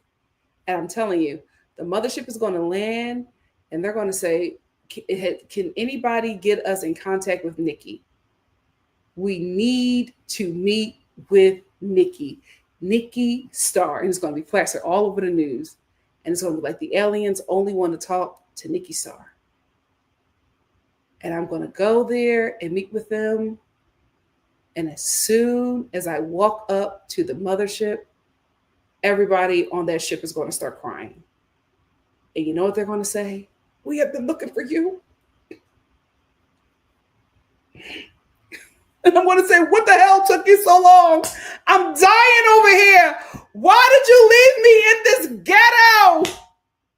I know they're looking for me. I know they're looking for me. I have always felt like I am on the wrong planet. I know it. I know it. My planet is pretty. It's pink. It's glittery. There's unicorns. That's my planet. Everybody is Black with high cheekbones. I'm the standard. Those aliens are Black. I can't wait. It's going to happen. It's going to happen. It's so... How many facelifts has there been? There is a problem there. And then it's like, who's going to say something? Lisa? We got to stop saying these people look hot. We have to stop. Oh my God, look at you. I can't believe you in your 50s. I can't believe it. No, she looks dead. It's giving zombie. Stop it. Stop lying. Stop lying. BY said, Julia assaulted a cancer survivor and then decides that her friendship with Alexia and Marisol is more important. It was Gertie's party. She could do what she wants. Let Gertie shine, period. Give me shelter said those tragic POCs are something else. And then they have the nerve to not like or respect Black women, instead of having a one-way competition with us. They would wear. They have. African American studies. Yikes. Eva Empathy said, I know people hate Stephanie, but I love when she comes after Alexia. She doesn't even have to try, and Alexia loses it. Like, Alexia, she does this all the time. She did it with Dr. Nicole. She cannot take somebody that is younger than her and richer.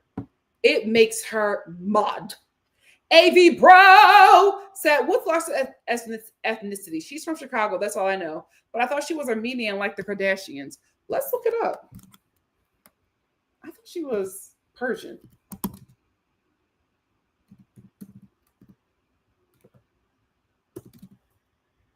I thought she's Persian. Is that Arab? Assyrian. Arab. Assyrian. Assyrian. Gorgeous nose. Got rid of it. Got rid of it. Got rid of it. Rhinoplasty is not for the ethnics. I'm sorry. That nose is supposed to look that way. It fits your face. You get rid of the center of your face, you get rid of it. Paulo Girl said, no, Larsa is Lebanese. Is that Assyrian?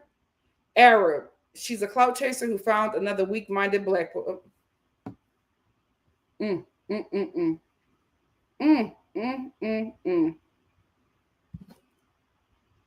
And she's clenching her pearls. Clenching her pearls. Why don't we talk about that? She's literally on the show because she was the wife to a cocaine cowboy. Why don't we have that conversation? Marisol gets on my nerves, but my God, today, I was like, Adriana, hold on. Give her a break. What your money needs? And she was like, it's just crackling. The knees are just crackling. Even the staff had to laugh. And Marisol was like, this is why I don't like to hang out with her. Look what she did. And she tried to cry. But everybody was too busy laughing, and that pissed Marisol off even more. I love Adriana. She needs to be a main cast member. NC said, Marisol's racism doesn't surprise me. Remember years ago on an episode before the reboot, her mom, Mama Elsa, called Obama an animal. The apple don't fall too far from the tree. You know what? Can I just say, The Mask, God rest her soul, she had a lot of slick comments to say about people. And I'm just like, what was the thought process behind her even feeling like, oh, Washington Black, are y'all watching that? Should I review that? Let me know. What was the thought process behind her even fixing her lips to say anything about anyone? She was so critical. Oh, look at her. She doesn't look too cute.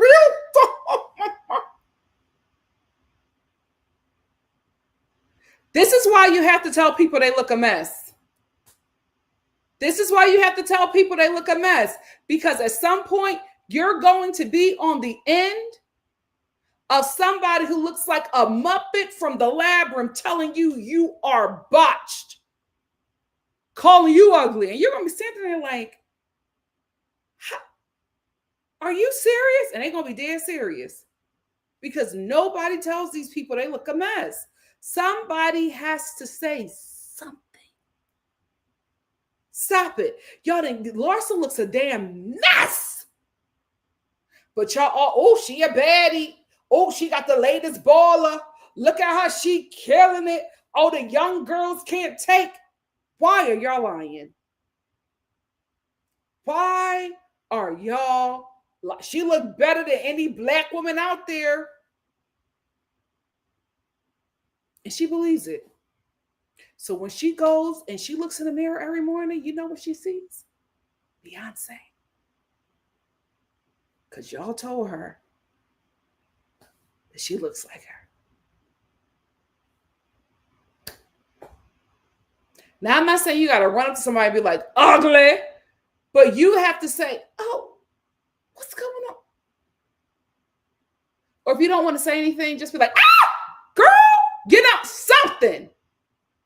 You have to tell these people they look a mess. Nobody will learn if you don't say you look a mess. I remember when I was on here, I was trying to do like the eyebrow highlight thing, and I was trying to like give myself the, the Nigerian makeup girly eyebrows.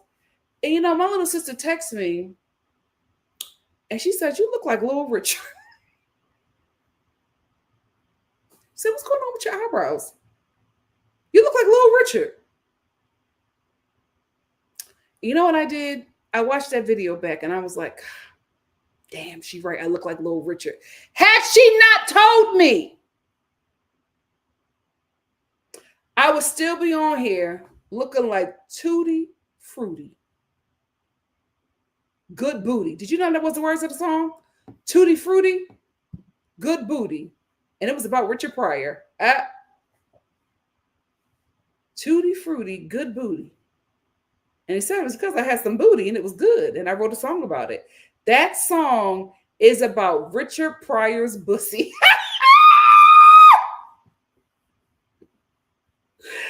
I just thought about Nas B, who said that what if a new viewer is just popping into a lot. I'm going to get it together. Today is a little different. This is like my old lives. This is like old-timey lives because I had so many technical difficulties. So I'm just hanging out now. I'm just hanging out now. Eva Ripley said, "Oh," or Alexia defending her son Peter, who beat his girlfriend and a homeless man. Oh, Alexia needs to sit down and eat her food. Yep. And then doing this whole redemption arc for her son. Oh, he's such a good guy. Oh, she doesn't have a husband today because that husband could not take how she never held that son accountable. He couldn't take it. He couldn't take it.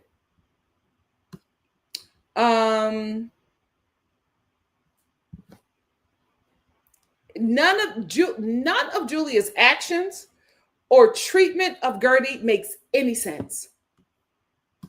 Can't pinpoint when it started, where it came from. None of it makes sense. Out of all people, she picked Gertie to beef with. NC said they've been eating Larsa up in the Instagram comments, asking her how she can treat Gertie that way when she does being that she has Black kids. I want to let y'all know right now, Black kids does not make a non-Black woman all of a sudden get empathy to a community they never had it before. A lot, not all, but a lot of these non-Black women the hooders, who go after Black men are doing it out of anger. They hate the fact that they have to go in their mind over to the garbage pail and pick out a suitor because they cannot get the men that they want in their community. So they get with these men, lie with these men, create children with these men that they hate. And that's why you will often hear a biracial kid with a black father and a non-Black mom saying the first person that ever called them the N-word was their mother. She hates the fact that she has to be in that situation. Larsa hates the fact that the only way for her to have any kind of relevancy is only if and when a Black man has his ding-a-ling inside of her. You think she wanted that? You think her community wanted that or loves that for her? You think the Latino community hates Black people? Have you checked the Arab community? The architects of the transatlantic slave trade?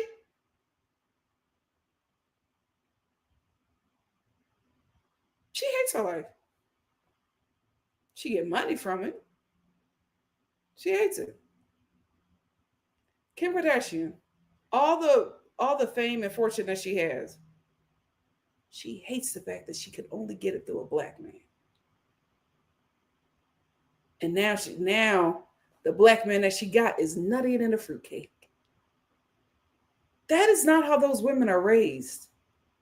They are not raised to be the wives of black men and the baby mamas of black men. What they are doing is a shame and a stain on their community, and they know that. And they hate that that is their reality.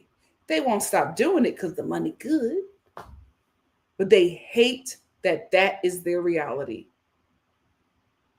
And you know who will find out how much they hate that that is their reality? Them kids. Them kids. Them kids. E for Empathy said Kiki is yelling at somebody in the mid-season trailer, and I think it's maybe Marisol. It better not be Gertie. It better not be. Absolutely, Greta. Team Gertie. Josie said Marisol needs to worry about her alcoholism and eating disorder. Oh, she got an eating disorder too? Oh, Lord. You know, so Adriana calling her bony. You know, and I apologize for calling her a skeleton. Oh, Lord. Oh, look. Can I just have a show where there isn't racism? Please. BY said, by the way, it's Julia's second facelift. Oh, my God. Is that safe to keep on getting them? Like, I thought you could only get it like one time. People get multiple facelifts? Oh, God, can you not upkeep them? Because I want to get one in 60. Oh, God, I'm going to look crazy. Oh, God. Oh, no. I'm going to look. Oh, God, I'm going to look like Larsa. No, forget it. Never mind. Never mind. Never mind. Oh, goodness. I tried. Oh, I tried.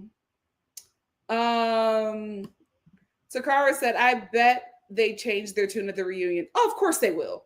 The fans have been on them and Bravo about Gertie. Of course they will. Josie said it was calculated. Julia only put Adriana aside to prep her to gang up on Gertie. Absolutely.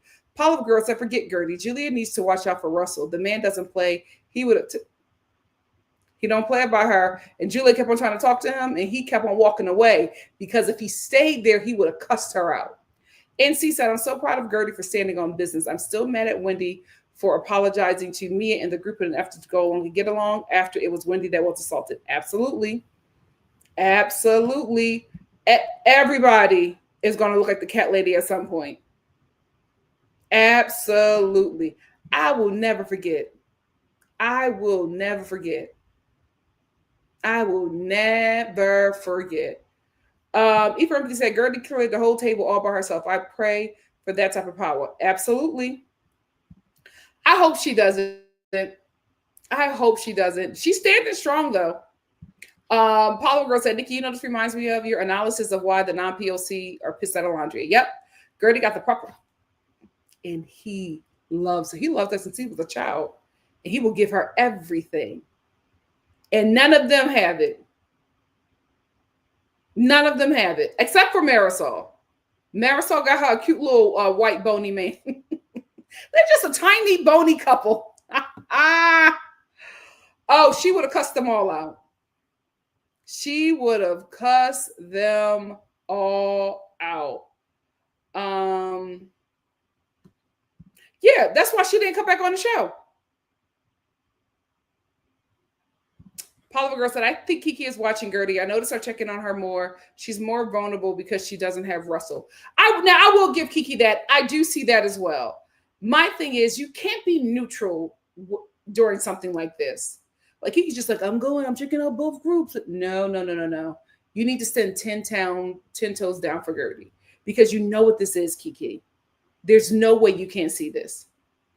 There's no way you can't see this. NC said, and not checking that man tracks on Watch What Happens Live. Andy and Bravo have created a space where anybody can come in and openly disrespect Black women. I'm sick. Yep.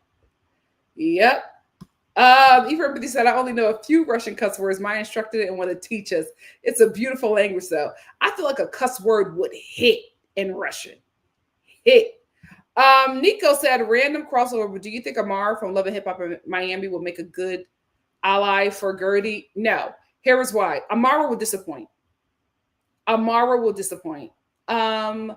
Amara is still learning from Black Americans how to stand in and appreciate her Blackness. I have heard her speak a few times on colorism, and I've been extremely disappointed. Amara will probably agree with Marisol. So I don't want her on there. I do not want her on there. And also, she is very dark. And I'm learning a lot about the Latino community and their racism and colorism. I do not want to put that lady in harm's way. Josie said, I think trying to keep up with MJ's son sucked the life out of Larsa. I don't think he was the only one heavy into substances. She looks rough, like she went through a detox. Oh, she went through a detox. Good for her. She got to stop whatever she's doing. Doing. Oh,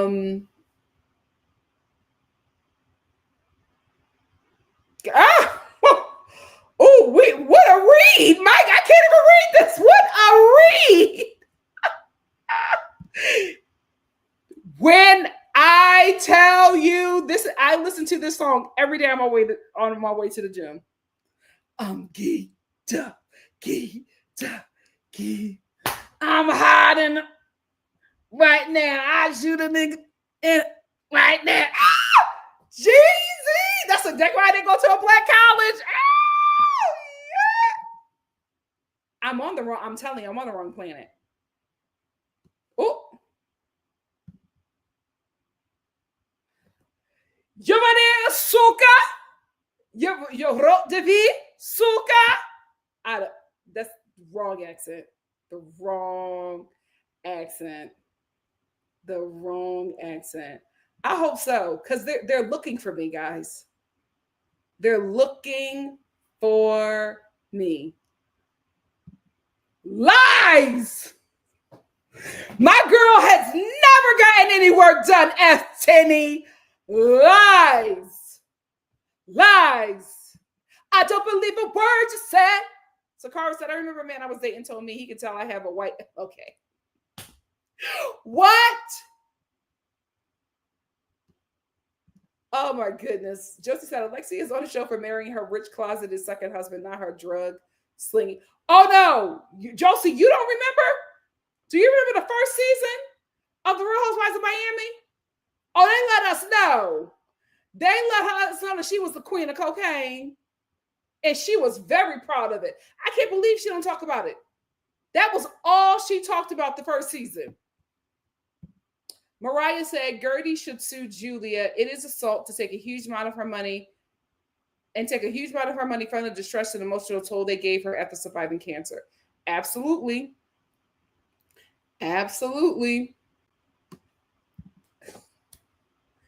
I said this.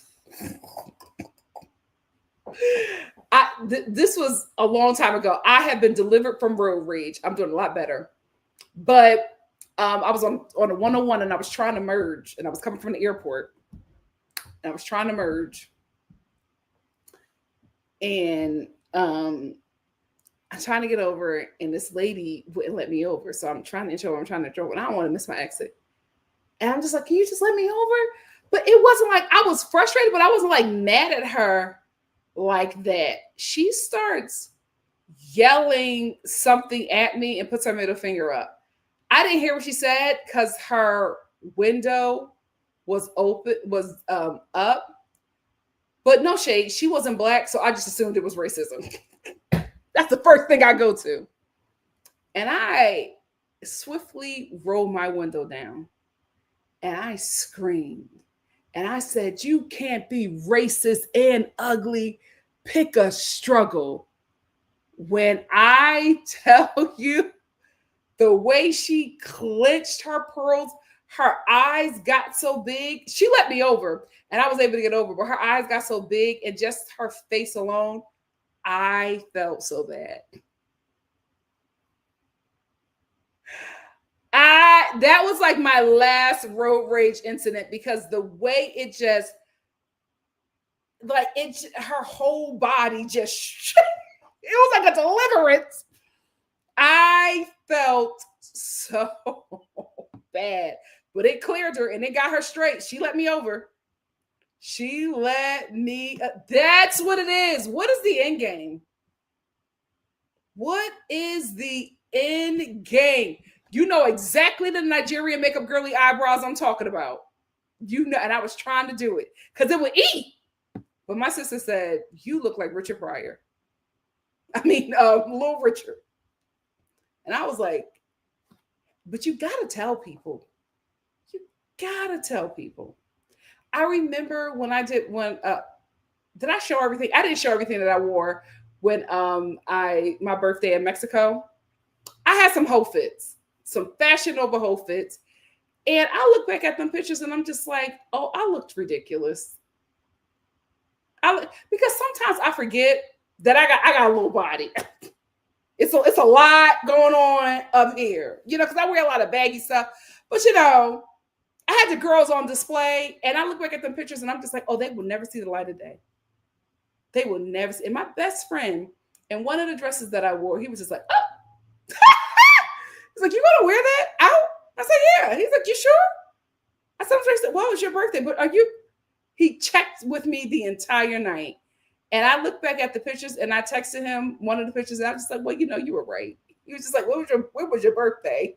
But you got to have people in your life who tell you enough. Stop. Sit down. You got to have people in your life who you trust, who will tell you the truth. Mari said, Mama Elsa definitely said inappropriate things. I think Marisol said Mama Elsa actually did have serious surgery complications or a bad. She absolutely had a bad surgeon. I don't know who was doing her makeup, who was doing her surgery, but it was somebody who did not like her. Yes, the eyebrow highlight. Thank you. I tried it. It looked a mess. I did too much. My eyebrows were too dark. It was a mess. There's one look that I did for one of my drag race reviews. I have never been able to recreate that look. That was the best I could have ever done my makeup. And my hair and my makeup looked the best that day. I've never been able to recreate that. Never.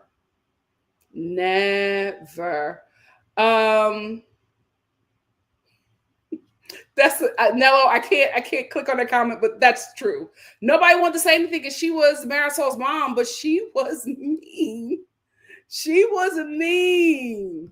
Oh, I never did that look again. I never did that look again. It's so random. I'm sorry. So random. So random. I'm gonna get a few more, and then I'm gonna let y'all get out of here. This is like an old school. This is a back in the day live, y'all. I don't even know if I'm gonna put timestamps. I might just charge it to the game.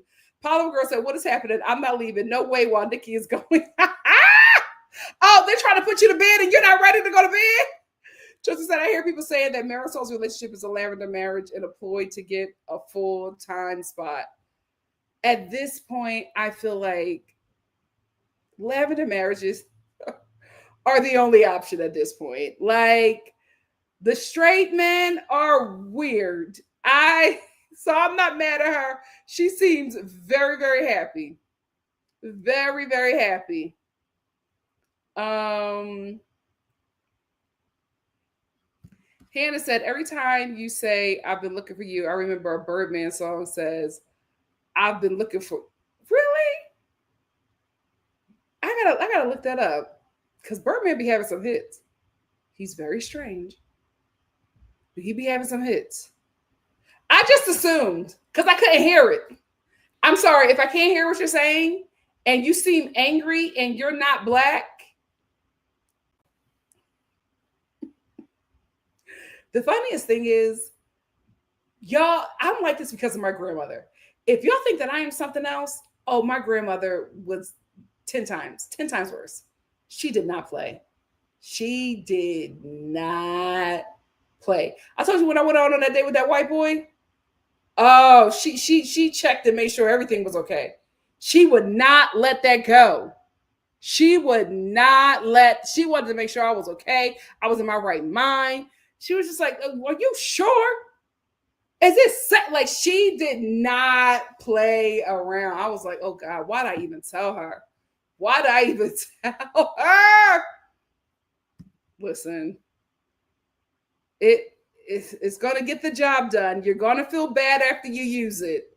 I drove in silence the whole ride home after that. I felt so bad. I did. I don't like being mean. I hate when I have to be. I feel so bad. Give Me Shelter said, "Don't feel bad. Sometimes people need to hear the truth. One can't." Oh, I felt bad. I felt bad. I was just like, oh, I can't. This isn't me. This isn't me. Let me tell you something. I fought a lot. I think my last physical fight was the 7th grade.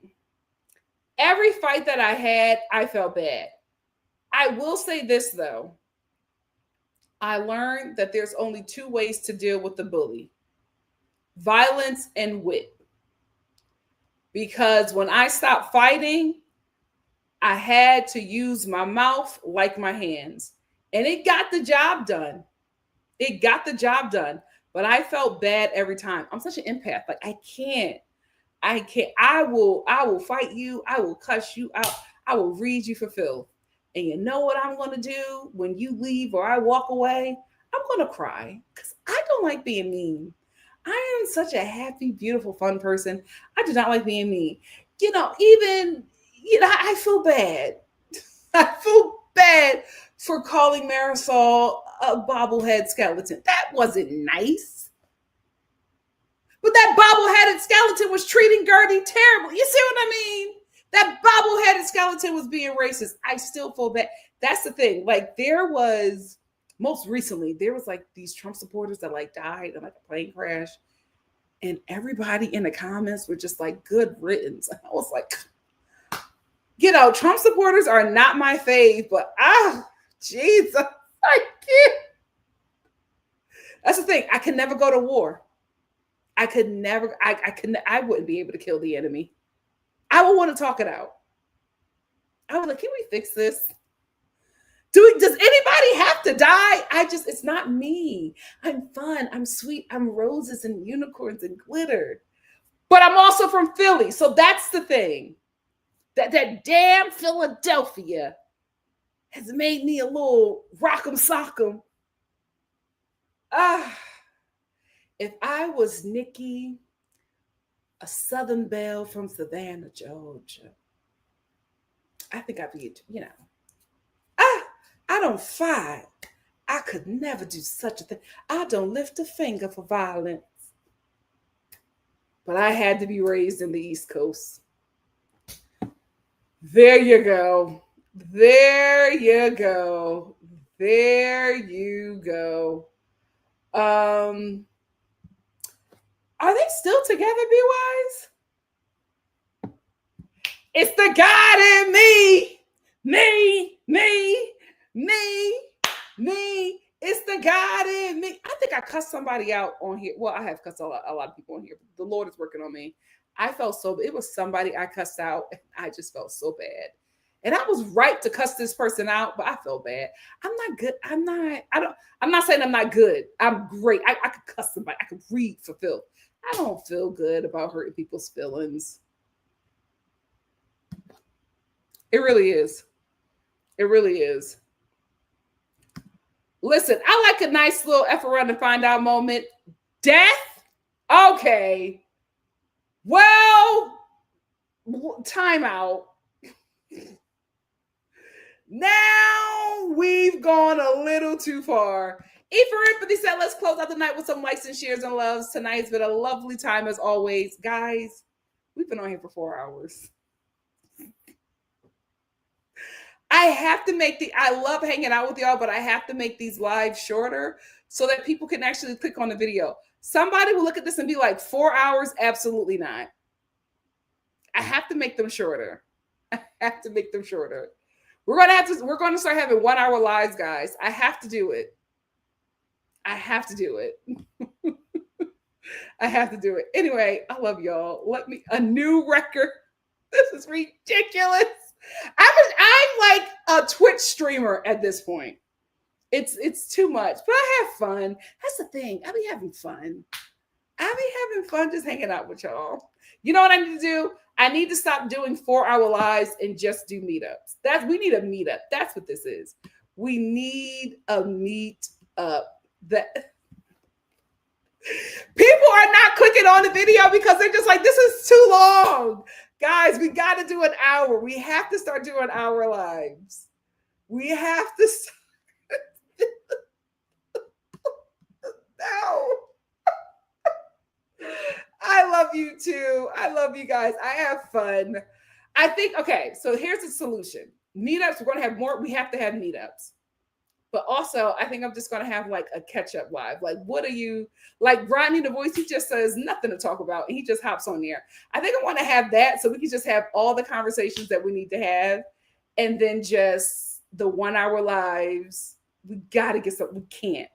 We can't be on here. Yes. Anita, Simone, we have to. I know it's mad late for my East Coast people. Let me get out of here. I love y'all. I'll see y'all next week for another 4-hour live, child. Lord, I'm going to do my best. I'm going to do it now.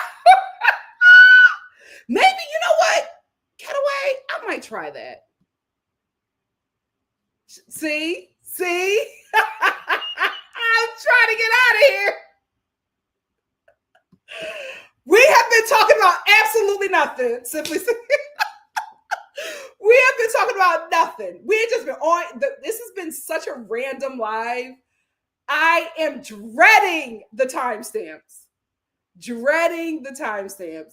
But maybe I'll do that. Oh my God, it's 1:30. I love you. Thank you so much for staying with me this long. But maybe what I'll do is I may just chop it up. And we'll see. I'm gonna try that next week. If we get the long lives, I'm gonna chop it up and repost it and see how that works. If that works, oh, get ready. We're just gonna have 4-hour lives because I don't mind it. I'm having fun. Let me get out of here. I love y'all. See y'all Monday. Yeah, Monday. Bye. Lord, the time.